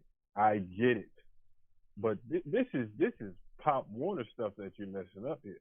That you're coaching right now. The stuff you're doing right now. Obviously what you're doing is not working. We're at the bottom. And you need to change some things up. Yeah. You need to change some things up. And I get Cameron Clark getting hurt. That hurt us. Because I really truly believe if he was healthy, he would be playing right now. If he's better than Greg Van Roten. Yeah, but even if he was, again, there were better upgrades this offseason that we could have went after and got. Yeah. You know, because Greg Van Roten and Alex Lewis, who eventually, you know, we eventually moved on from Alex Lewis, but Greg Van Roten hadn't showed you that he was a quality guard. Greg Van Roten hadn't showed you that he would even be a quality backup. He's been bad since we got him. He's been missing blocks since we got him. Since we got this guy, he's been awful. So it was time for it, especially when you talk about bringing in a young quarterback. Do you want him running for his life all day? No. And Greg Van Roten literally had. He can't even run. Yeah. Greg Van Roten literally had. What you call can't run. Zach Wilson can't even run. Yeah. Mike White's not going to be able to run, but he had Zach Wilson running for his life all day. A lot of the pressures that we saw came from Van Roten either getting bull rushed and bowled over or completely whiffing and missing a block or not knowing what his assignment was. And it's just the same old. And that leads me to my next question for you, because we started to talk about it. Listen, what are your expectations for Mike White? Because in this offense, up until this point, we've seen a lot of the explosive plays come from Zach Wilson getting outside, chucking the football downfield. Mike White is not that athletic guy. He's not. He's an in-the-pocket kind of statue guy, is going to make his check downs and moves. What are your expectations of him in this game, and do you think the offensive line will be able to properly protect him? Man. Cincinnati sacked Lamar 5 times. Yep. I don't know if that's due to Lamar holding the ball or, you know. It's Trey Hendrickson is what it is. Trey Hendrickson, Sam Hubbard, and Yeah, DJ Hill. yeah. This Bengals got a pass rush. I don't know if nobody else knows, but I do. They got a pass rush. I'm telling all Jets fans, it's not a mystery how Cincinnati has gotten to where they got in the league. This defense is serious. They have pass rushers that can get after it. I know we want to downplay people. I get it. I love the Jets just like everybody else. This Cincinnati Bengals team is serious, like serious. They have a defense, and they also have an offense that is matched up as well. And again, a couple years ago, they were worse than us. They were worse. They were 0-8, and they beat us like we were clowns, and they were not talented. Now they've been able, behind Zach Taylor and that other, you know, the rest of the coaching staff, they flipped it around, and now they're the bullies on the block, and they're bringing it to us. I'm telling you. And what did I? Go ahead, Shaq. Go ahead, Shaq. What did I say, Joe? Go ahead. And what did I say? It took. How long did it take for them to rebuild? Not very long. What, 2 years? About 2 years. 2 years. 2 years, almost 3 years. Yeah. Like, come on. They took they did an aggressive move. Mm-hmm. And this draft, they did an aggressive move. Instead of getting a lineman, they got a receiver. Yeah. And I was knocking on the door for Jamar Chase. Yeah. I was knocking on the door for him. Yeah. I'm like, man, Jamar Chase and CeeDee Lamb. I'm like, I get we need the lineman. I get that. And I know we need the quarterback. But these guys are game changers, man. Mm-hmm. Well, it wasn't, but here's the thing though, Shaq. The offensive line improving didn't come out of like thin air. It didn't come down from the clouds. It happened with coaching. That's been the big difference. That's part of the reason why we've been in this rebuild for so long. Not just bad management and bad general managers. We've also had bad coaches. Todd Bowles fired. Yeah. Couldn't wait to get rid of him. Adam Gase fired. Couldn't wait to get rid of him. That's why we've been bad. With mismanagement, with general managers as well. That's why we've been bad. If you don't have somebody that can properly utilize your young players' talents in different spots, guess what? you'll never get what you're supposed to get out of most. You'll never figure out how good they are or how good they aren't. You'll never figure it out because you won't have somebody that can get all the talent out of them and help them ascend. You'll be in no man's land. Right now, go ahead, Shaq. Right now, I just hope that we pull a Niners season. Yeah. Because we had the same staff as they did. Like I told you before. Yeah. They picked before us, and then the next year they're in the Super Bowl. Honestly, I'm just hoping that's how it works out. I'm hoping and praying that's how it works out. Yeah. Right now, everybody just trying to get used to everything, trying to get everything together and, and get us on the right path. Because, I don't care. I don't care to lose. I don't care to lose. I don't care to make the Super Bowl. Show us some promise. Yeah. You get what I'm saying? Show us a future. Yeah. Show us something. Show us okay, we're in the playoffs, but we got first rounded. Show us some type of improvement like that. You get what I'm saying? Or have us lose in close games. Let us be competitive. Yeah. Right now we're I feel like we're lost, but we're just trying to find something, trying to find a spark. And I hopefully this draft will give us, this offseason could give us a spark, because this season is done.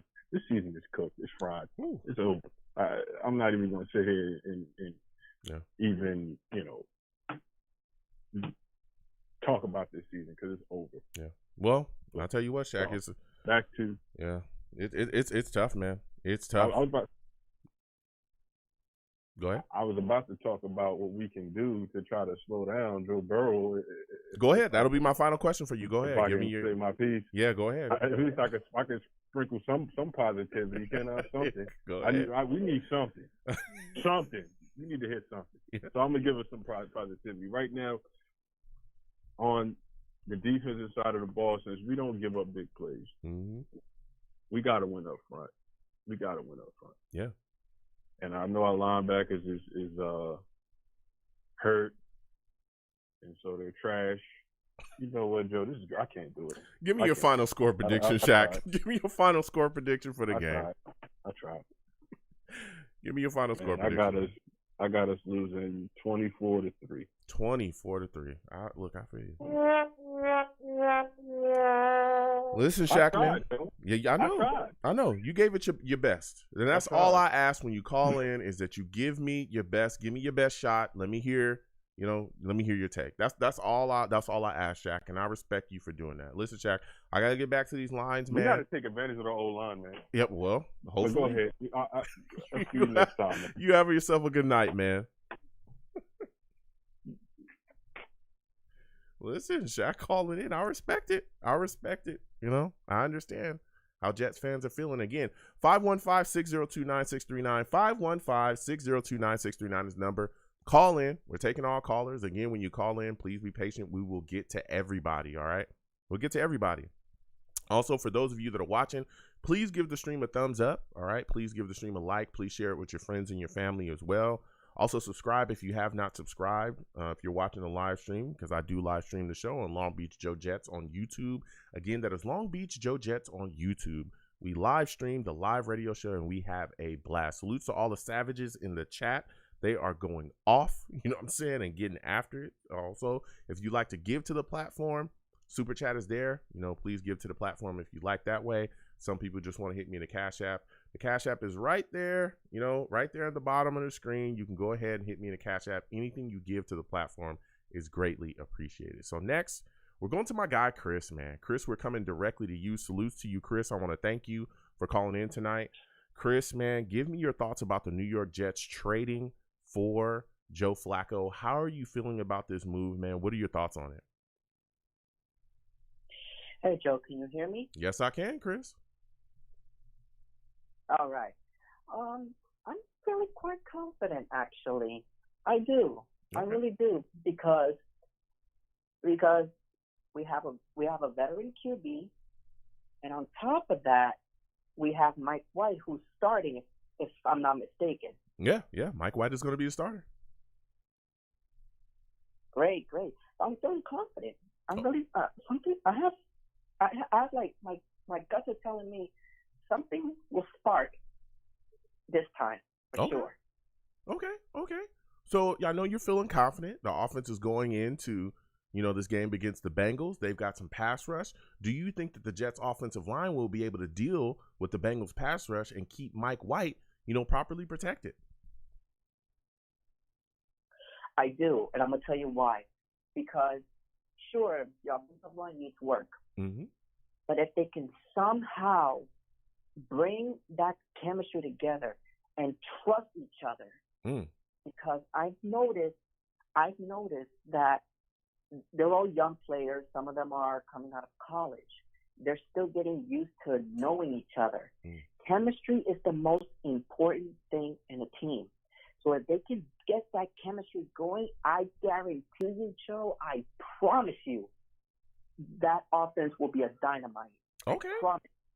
Okay. No, listen, Chris, I hear you. I'm right there with you. This offensive line has struggled with communication. Elijah Vera Tucker's playing well, though. Yeah, I'll tell you that. But, go ahead, Chris. I also want to talk about Mike White. Okay. Because I've seen a lot of criticism about him. And I have to ask to anyone who's watching or any upcoming callers, what is it about backup quarterbacks that you guys hate so much? Because they criticize them. They say, no, they're no good. They have no experience. Listen, I'm gonna tell you guys a little story. Tom Brady was a backup quarterback when Drew Bledsoe was starting for New England. Drew Bledsoe went down. Tom Brady went in. Guess what happened? He went off like a rocket up to now.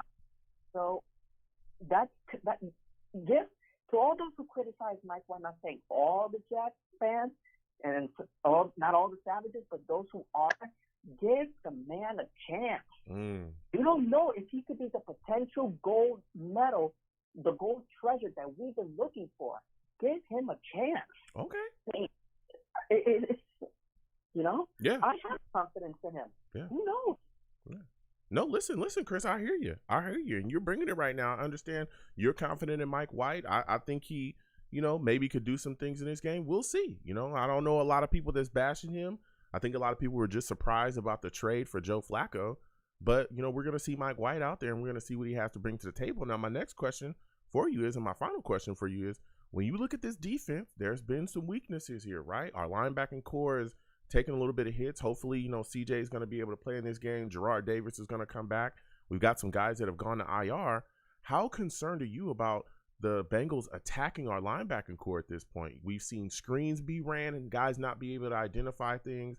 The Bengals also have a solid tight end. They got some backs. Joe Mixon to come out the backfield along with Samaje Perine too. How concerned are you about this Jets linebacker squad getting attacked in this game? Joe, I'm not worried at all. I think they're going to be just fine. Okay. I think they're going to give Bengals QB Andy Dalton the run of his money. It's Joe Burrow is the Bengals quarterback. Oh, I'm sorry. I thought it was Andy Dalton.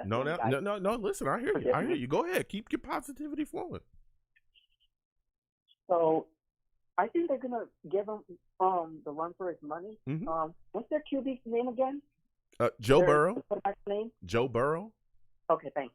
Yeah, I think they're gonna give him a run for his money. They're gonna get him some sacks. Okay. Now, here's the most important thing, Joe, and I don't think anyone has mentioned this. The key to winning this game, they must avoid penalties. Okay. They must avoid the penalties. That is the key to winning the game. And I promise you, if they can stop getting penalties and draw penalties, Joe, I guarantee you'll be a happy man by the time this game is over. All right, Chris. Listen, my final question before I let you go, man. Give me your final score prediction. Who do you think wins? Final score? Give me your final score prediction, bro. Go ahead. We're going to win 24-20 in overtime. What, Jets? All right, okay. All right, Chris says In OT, we're gonna take it. This is going to be the battle of the quarterbacks. Mike White versus Joe Burrow. All right. Listen, Chris, I want to thank you for calling in, man. I respect your take. Super optimistic. I like it, man. You have yourself a good night. All right. Can I give one final message to everyone? Go ahead. Believe. Don't be negative. We can do this. All right. Let's go. You already know. Listen, Chris called in, and came in with a positive fire, He knows, Joe Burrow's the quarterback. He thinks we can get after him. You know what I'm saying? I respect it. He's the first guy to pick him tonight. I respect that. First Jets fan to pick pick the Jets tonight against the Bengals. I like that take. 515-602-9639. 515-602-9639 is the number. Call in. We are talking about it all, man. We're talking Jets. We're talking Bengals. We're talking Zach Wilson. We're talking Joe Flacco. We're talking about it all. So next, we're going to go back to CT, man. Hopefully CT has gotten his phone together and gotten his audio straight. We want to hear CT. He's got some takes. Hopefully he's not calling us from the inside of his muffler anymore, all right? Hopefully he's not calling us from the bottom of a Doritos bag. This call, because we want to hear from CT. CT, salutes. I want to thank you for being on the line again, man. Give me your thoughts. Can you hear me? Yes, we can hear you now, CT. You see how that works? Okay, finally. Yeah, well, hey, I've been trying to get on the line, man. I don't know what's been going on, bro. I don't know if it's the rain today. I don't know what's going on. But listen, when I first called, I think I was the first caller, and I was like, let me give Joe his flowers for, first of all, for going out of his way to use his platform for breast cancer awareness. And I was saying that, well, you couldn't hear none of that. But first of all, shout out to you for that. Thank you. I think that's incredible, man. Thank you. You're doing a great job, and keep it up. Secondly, I'm sorry about the calls. I don't know what's been going on tonight. I don't have any idea. I don't have any earbuds. I don't know what was going on. So sorry to the Savages. I know that you guys don't want to hear a guy call in and not get any takes off. My bad. No, listen, man. It's all good, man. It's all good. And again, thank you for recognizing what I'm doing. Listen, it's all about doing whatever I can to help people, to help eradicate this disease. It's touched my family. I'm sure it's touched a lot of, people out there, outside of not just the Jets fan base, but a lot of people, just out there in the world. So I do whatever I can with my platform to help, make a positive impact on this world. So again, I want to thank you, for seeing that, CT, awesome, man. Thank you so much. But listen, man, it's time to talk Jets, man. Let's talk about this, because I could not wait to talk to you about Zach Wilson out 2 to 4 weeks. Give me your thoughts about that. What are your thoughts about us also trading for Joe Flacco immediately after that? All right. So, real quick, I need to talk about that New England game because I haven't talked to you about that. That was the first game that I thought that this season is over. And I'm not usually a guy, I'm usually very positive. Yeah. But it was a disaster. It was a disaster. And I didn't expect us to go to the playoffs this season or anything like that. But now at this point, I'm not expecting pretty much any more victories because our quarterback has now got injured. It's unfortunate. But looking ahead now, because you got to, look ahead. You can't be dwelling on that. I think this is actually could be a blessing in disguise for Zach. He has an opportunity to sit and watch and maybe slow down the process for himself. And, maybe when he comes back, like Sam came back in his rookie year and he kind of showed out at the end of the year. Hopefully we get the same thing with Zach this year and we see this offense come together, hopefully. So I'm looking at it. Hopefully maybe this can be a blessing in disguise and we can get things back on track at the end of the year so we can say, all right, we have something with this team.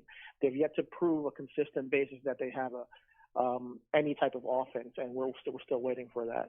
So with Joe Flacco coming in, I honestly think that, hey, they needed another quarterback on the roster. They had options to either bring John Johnson up from the practice squad, apparently, bring in another quarterback for the practice squad, or, sign a veteran or trade for a veteran, and they eventually, chose to get Joe Flacco back. I think it's not necessarily a big deal in my mind. I don't think it's a big deal. But Wow. Okay. like people, I get the frustration. I get the frustration with us, the fan base saying like, listen, you could have done this in the off season. I totally get it.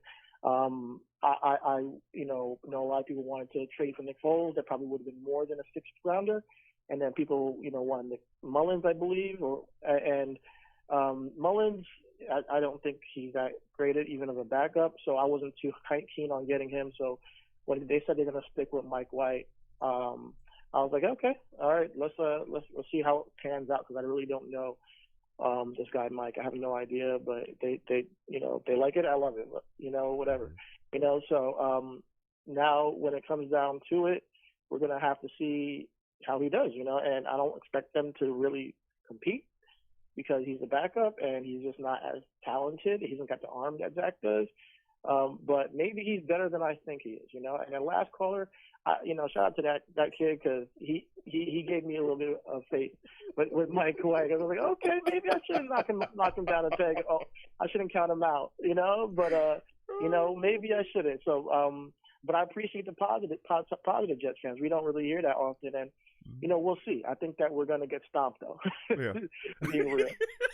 Okay, yeah. Well, and we're gonna get right into it, because again, like you said as well, Mike White being the starter, because again, Joe Flacco, just getting here, so we're gonna see what happens with him going forward, when he's gonna be able to, get out on the field and possibly be the New York Jets starter. But with Mike White out there, my concern is that I've seen LaFleur not be able to properly draft up an offensive game plan that seems to make any sense. We saw it against New England, and that was coming off of a bye. He had a week and still couldn't draw up anything. How concerned are you that, now with Mike White starting, and, we're seeing that it looks like Corey Davis is not going to play, that LaFleur will, pretty much wet the bed yet again and not be able to put an offensive game plan together to really get this offense, going early and be able to score? I mean, can we at least put up a point in the first quarter? Can we at least do that?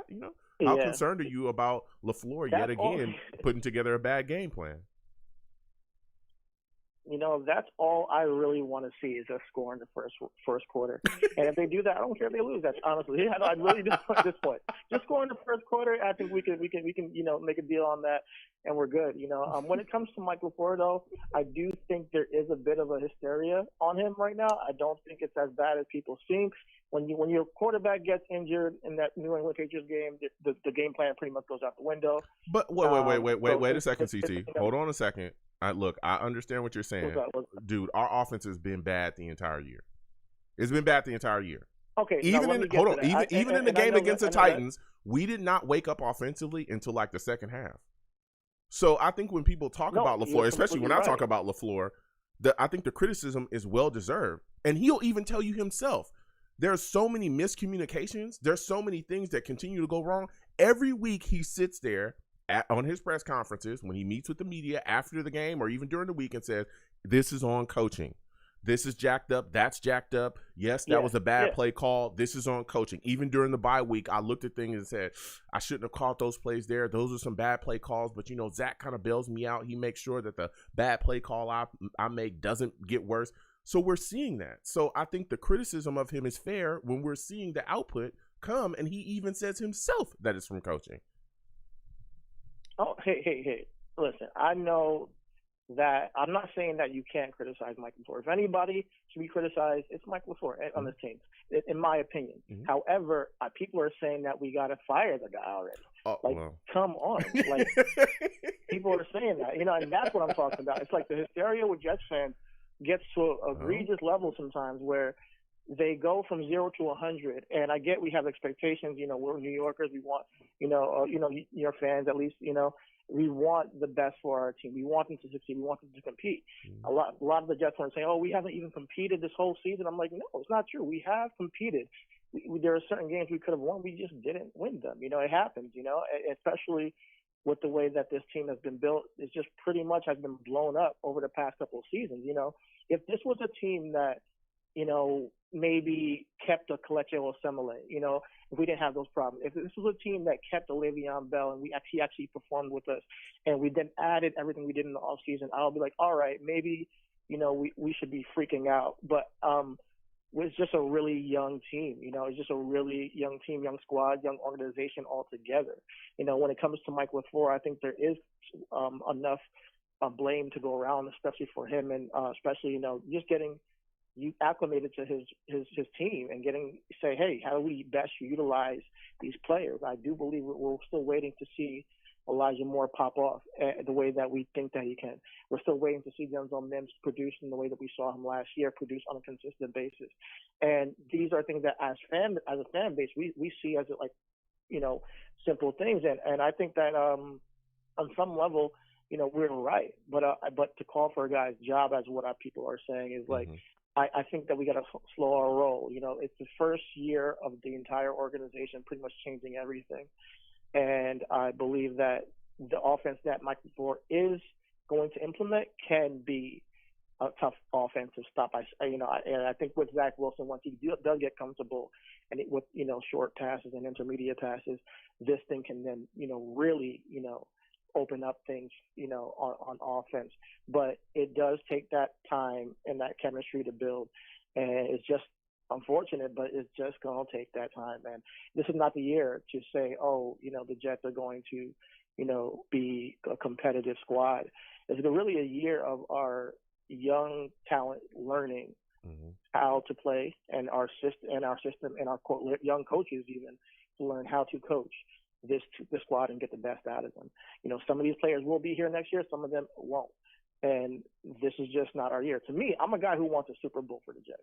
So I'd never get when I see that the year starts with a team that I don't expect in the Super Bowl, I don't get too mad when we lose, certain games. Now it's the way we lose, So my biggest concern on the last game was the defense. I don't care. That's unacceptable. So the defense, I absolutely think that they deserve some blame for that. Loss to the Patriots that way. I don't care what it is. I don't care if you're a rookie. I don't care who you are. You shouldn't lose that badly on defense. You have to have some pride. So I want especially them to off come the out bye against Cincinnati and at least show fight. And that's what I'm looking for too. I can't wait to see Bryce Hall versus Jamar Chase. Yep. And I think it's going to be interesting. But I don't see us winning the game. Yeah. So listen, CT, you went right there, and that was my final question for you before I let you go. Give me your final score prediction, man. Who do you think wins? Who do you think loses in this game? How do you think it ends up? Yeah, I gotta go 30-17. If we had Zach, maybe I would say we had a chance. If we had Corey Davis, I would think we had a chance. But without Zach and Corey, and then we got some injuries on defense, of course, that I think are gonna play a factor. But we're getting CJ back, so that's a big deal, So he should hopefully keep this thing, somewhat, respectable on the defense. So as a quarterback of the D, so hopefully, it's closer. I don't want us to lose, but I would say it's gonna be like 17-13 in favor of the Bengals. Oh, 17. 30 to 17. 30. 17 to 30. 17 to 30. Listen, CT, I want to thank you for calling in. I'm glad, we were able to hear you this time. You didn't call us from your muffler. Didn't call us from the bottom of that Pringles can. You know what I'm saying? Hey, man. CT called us. What was going on, man? But it is raining. CT called us from the back of a Sega. CT called us from the back of a Sega. He was calling in. What's going on here? I'm using my Sega. I'm using my toaster to make phone calls now, and I think that you guys just haven't caught on to the technology. Toasters are the new thing. But salute, CT. I want to thank you for calling in, man. Salute to you. All right, thank and you. Just everybody, look out for Bryce Hall this week, and send him all your faith to stop this monster Jamar Chase, because Bryce Hall's he might have this is his biggest test. Yeah. So that's what I'm looking out for. Yeah, absolutely. You have a good one, CT. You too. Take care, man.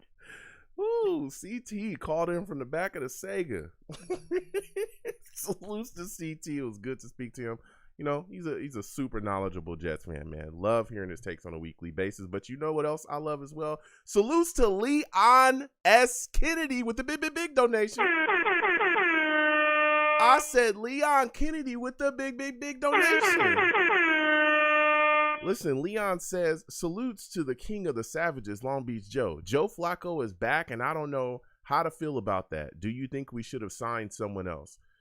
In the offseason, there was a lot of names. I think we were chasing after Hoyer at one point. Josh Johnson was definitely in the mix. There were other guys that were out there too, but I mean, there was guys we could have chased and we could have got, man. I get going after Joe Douglas. I get it. I get bringing him back, because now you look at the situation again. I think Joe Douglas realized, hey, Flacco is the guy. We got to get some type of veteran backup in here. We got to get someone to be able to hold the fort in case, Mike White can't get it together. But this could have been taken care of earlier. It really could have. So we'll see. But salutes to Leon Kennedy with the big donation, man. Thank you again for saluting the platform. Also salutes to Adam Gaze, who hit your boy earlier as well. Salutes to him. Salutes to Adam Gaze, showing support for the platform as well. That sounds weird to say. Adam Gaze. But, hey, I want to thank him for his support. Salutes to you, Adam Gaze. So we're going to keep getting to these lines again. 515-602-9639. 515-602-9639 is the number. Call in. If you're watching the stream live, please give the stream a thumbs up. Also share the stream as well. And if you have not subscribed, please subscribe if you're new and hit that notification bell so when I post content, go live, or do anything, you folks will be in the know. So next, I'm going to go to my guy, Chris, man. Chris is calling in 857. We're coming directly to you, Chris. Salutes. Chris, man, give me your thoughts about this trade for Flacco. What's going on, man? How are you feeling about this trade for Flacco, man? We talked about this before, Joe, man. Yeah. We said, we get a veteran quarterback in here. Everybody knew it. Joe Flacco, I'm sure you can do worse, but like I said, it was a definite need to get him in there. So, feel about it, I'm like, well, okay, I'd rather have Nick Foles, but, I'll take Joe Flacco at this point, it is what it is. Yeah. No, listen, I completely understand that. It's like you have no money. It's like you have no money or something. And you going to the store and you have like $2. You got to take what's left there. At the bargain bin. So yeah. Listen, yeah. Listen. I get it. I think that Joe Douglas just realized, hey, I've made a mistake. I got to clean this up, and he, did what he could. But again, we talked about it, and you said as well, Chris. We were talking during the offseason. This should have been a move made earlier. You know what I'm saying? Should have been a move made earlier. But yeah. Now that he's here, we're going for it. We're looking at this Bengals game now, and let me tell you something. This Bengals team is serious business, and I'm concerned, particularly with our offense. We haven't scored a point in the first quarter the entire season. I think that's horrific. When you look at this upcoming game, man, what is your expectations of Mike White? Do you think LaFleur will be able to draw something up for him to really get him rolling, get this offense rolling early as well, and get us on the board early?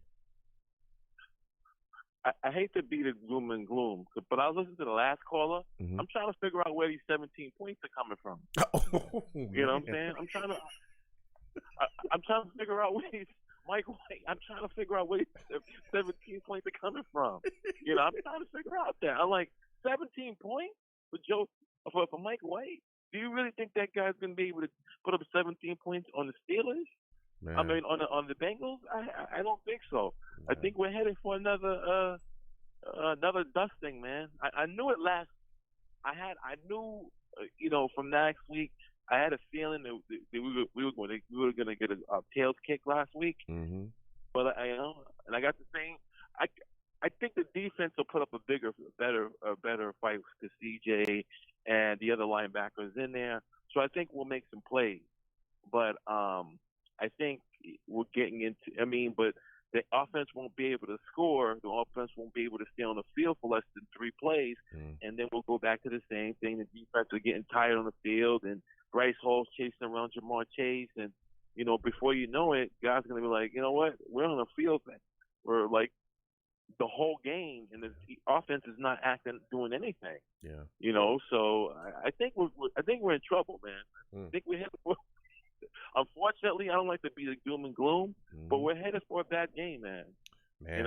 We might get ran out of the stadium, man. Wow. I'm hoping I'm wrong, but that's the way I feel. Yeah. And when you look at us defensively, though, man, it looks like we're getting C.J. Mosley back.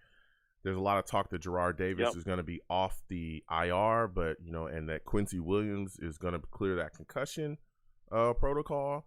What are your thoughts about the defensive matchup with the Bengals? Do you think that they'll attack our linebacking core? Because a lot of these guys are still nicked up. I mean, CJ looks like he's going to play, but he might still be feeling the effects of that hamstring injury. What are your thoughts about this, man? Are you concerned about us having to deal with backs coming out the backfield, the screen plays, all that stuff, with this linebacking core being as, in flux as it is?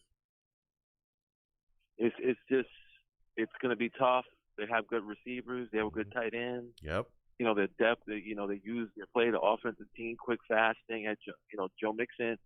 The screen pass might kill us again, man. The screen pass killer. And Joe Mixon is way better than anybody the Patriots threw on the field last week. So, they might be throwing the screen passes that we can't defend. Yeah. That we can't see the scheme for that. But these guys on defense have a lot of pride, I would say. Quentin Williams, and Sheldon Rankins. So this defense will show some fight, but my concern is that the defense is going to be on the field way too much.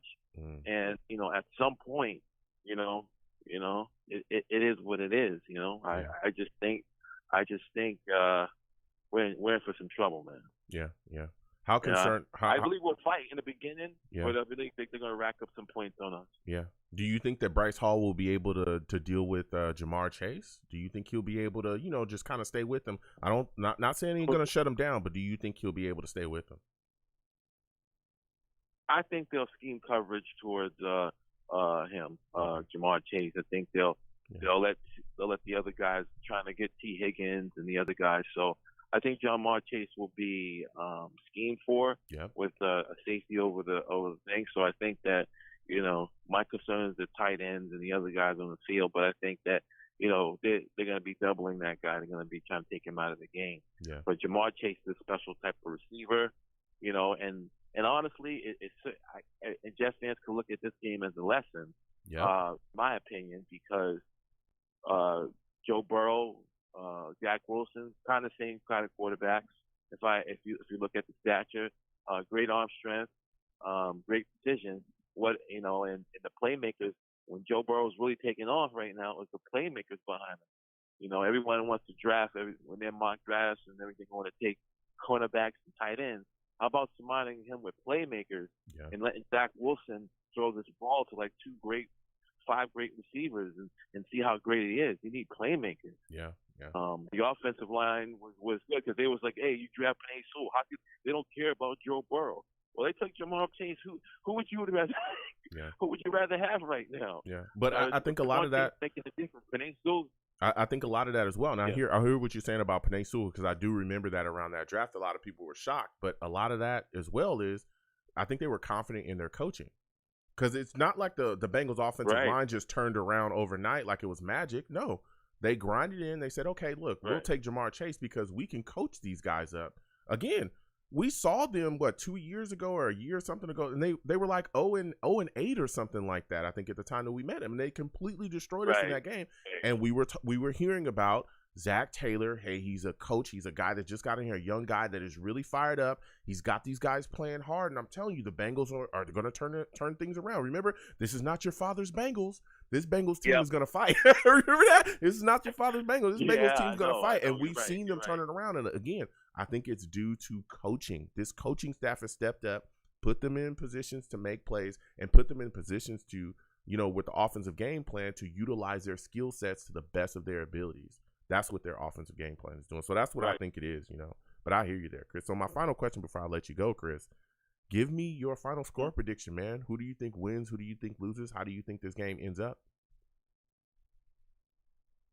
33-10. Ooh, 33-10 Bengals?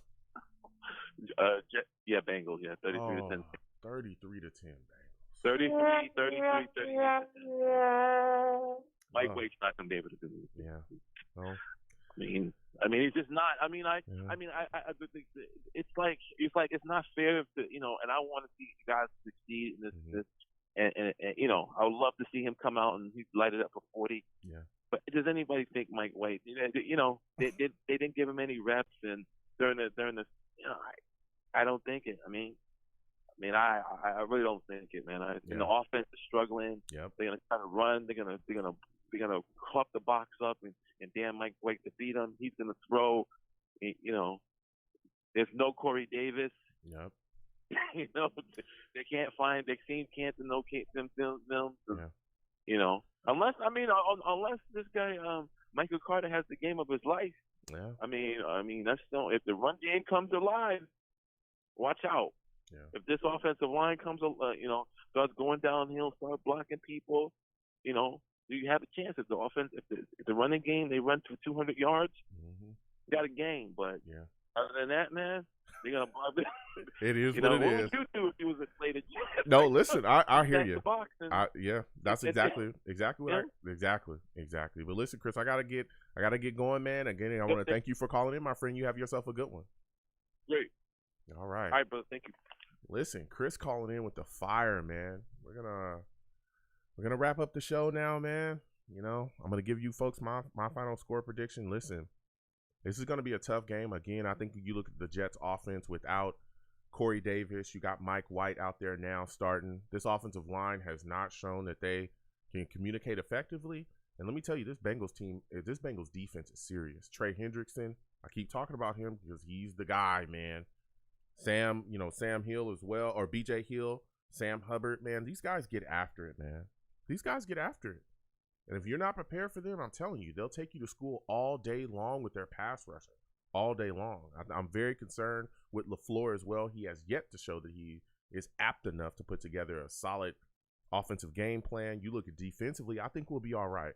With CJ coming back, I'm a little worried about that hamstring, but if everything's good to go and he can really be out there, I think he'll definitely provide a boost. We'll see what we get out of Gerard Davis.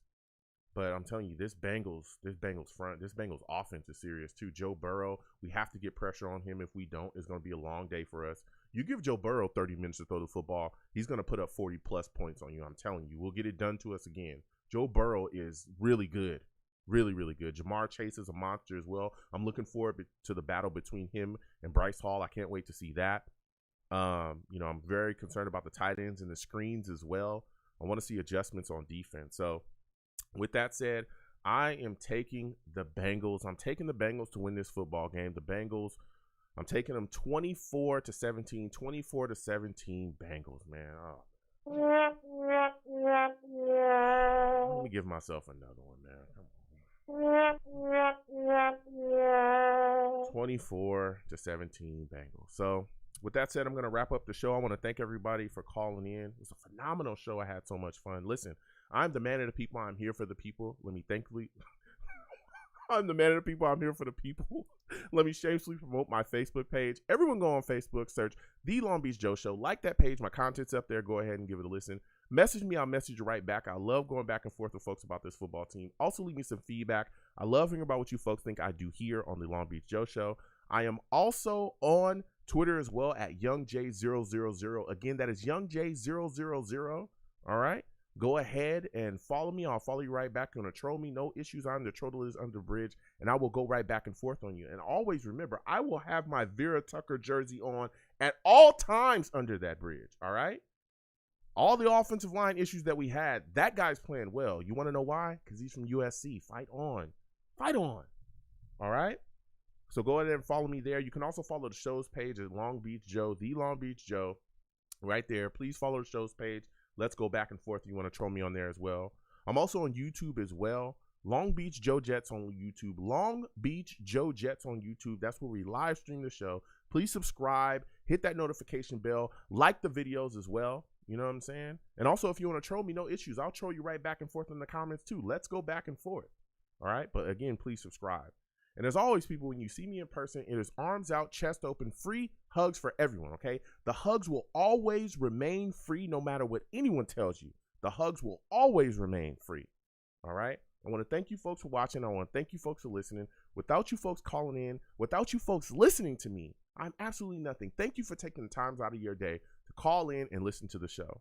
I also want to thank Mrs. Arnedra Jordan for coming on, spreading all of the knowledge she had about breast cancer research, the, breast cancer awareness, and also we're going to continue to fight against breast cancer, all right? Again, That link is available across my link tree, across my social media platforms. Please go down there and hit up that Susie G. Komen link for my fundraiser. I'm just, all that money goes directly to Susie G. Komen, $1, $2, anything you can give to give the fight to breast cancer. That's what it's all about with me. Fighting against breast cancer and spreading breast cancer awareness. So you folks have a good one, all right? Peace. 60 seconds. Hold on 1 second, folks.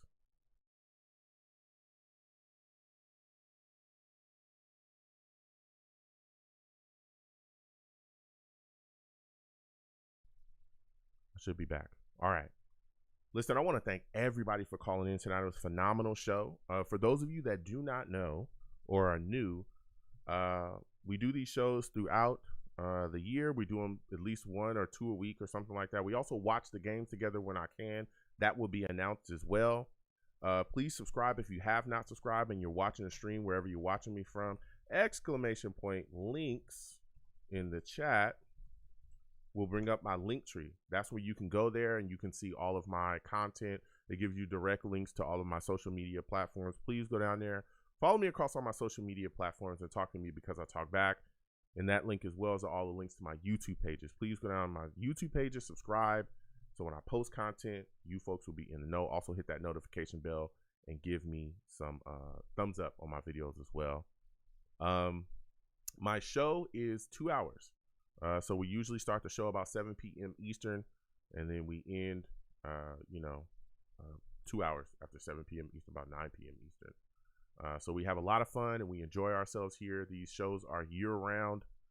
Even in the off season, we'll be doing these shows. So again, they'll be announced. You will know. You follow me across my social media platforms. You will know. I also announce it through YouTube, everything. You will know when these shows are happening way before they happen. For those of you that are new, if you'd like to get on the show early, okay, if you call in, you can call into this very number. That's the number for the show for forever, or, for the foreseeable future, for forever. That's the number to the show. If you call the show about 10 minutes before the show starts is when the lines open. That's a little trick I try to tell everybody, and a lot of the veterans that have been around, that's exactly what they do. They call super early. So if you call about 10 minutes before the show starts, you'll just be on hold. The show will start. I'll do what I need to do, talk about the game or whatever and discuss things, and then boom, you folks will be right on. So if you want to get on early, that's the trick to get on early, is calling into the show early. Again, the number is right there at the bottom of the screen, so, and again, the show's 2 hours. So, that's the length that I can run. So again, I want to thank everybody for calling in. I want to thank everybody for, just joining me, man. I have a lot of fun. Salutes to all the savages in the chat. Also, again, for those of you that may not know, ! Komen, that is the direct link to the Susie G. Komen fundraiser that I have going on with Susie G. Komen. That link is a donation link to, Susie G. Komen for the breast cancer research, breast cancer awareness. So anything that you donate, $1, $2, anything you can give, $3, you know what I'm saying? Anything that you can give, please give it. No donation is too small. We're trying to raise about $250. I know this is a small amount, but it's what we can do. You know what I'm saying? So please give if you can. That money goes directly to the Susie G. Komen Foundation in the, aid against fighting breast cancer and also spreading breast cancer awareness. That's what I'm all about. That's why I'm wearing pink. It's touched my family, and I'm sure it touched a lot of, you folks' family out there as well. So we're going to do whatever we can to bring awareness to it and get it going. That's what my platform is about. Providing positive, things to the community. So salutes to everybody again for watching. We also game on this channel as well. If you're new, when my schedule kind of clears up, we'll get back to gaming a little bit. NBA 2K, Street Fighter. We play Outlast, Resident Evil. We just have a good time and talk about all kinds of stuff, life, everything. So this is not just football. We have games. We have other content coming as well.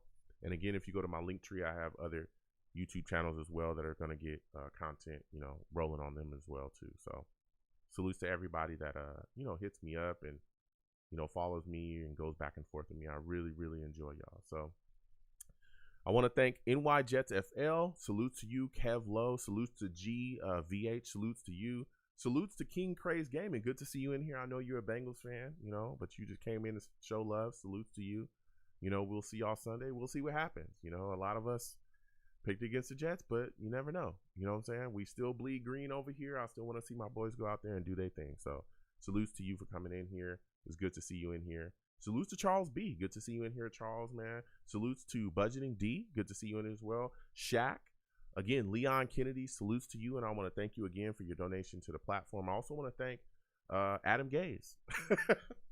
Adam Gaze, everybody. I want to thank Adam Gaze as well for his support to the platform as well. Salutes to him. Just salutes to everybody. Salutes to Method. Salutes to LMV. Salutes to New York. Good to see you in here as well, my friend. Good to see you. Richard, salutes to you. Good to see you in here too. Just salutes to everybody, man, that came on by. Monkey RX, good to see you in here as well. Edward Stewart, just everybody that dropped by and talked. Mr. Pickle Pants, good to see you in here as well, man. You know what I'm saying? Good to see you in here too, man. Just salutes to everybody that came by. Jacob Ross as well, that came by and just had a good time, that listened to the show or called into the show. And just salute to everybody that just gets involved in my content anyway. I really, really do appreciate y'all. So I'm going to go ahead and get up out of here because my schedule is crazy and I got to get rolling. Listen, be safe out here, folks. Be safe, okay? There's a lot of crazy people going on out in this world. I don't know what's happening, but people are getting real crazy, okay? Be safe out here. Enjoy your times with your families. And just sit down, enjoy your times, watch football together, create, beautiful moments together and really enjoy your times with your families, all right? You folks have a good one. I will see y'all probably Tuesday. I'm thinking Tuesday I'm gonna be doing a live show. So I'll see y'all then. Probably Tuesday at 7 p.m. Eastern, we'll be doing a live show talking about the outcome of this last game. So Tuesday at 7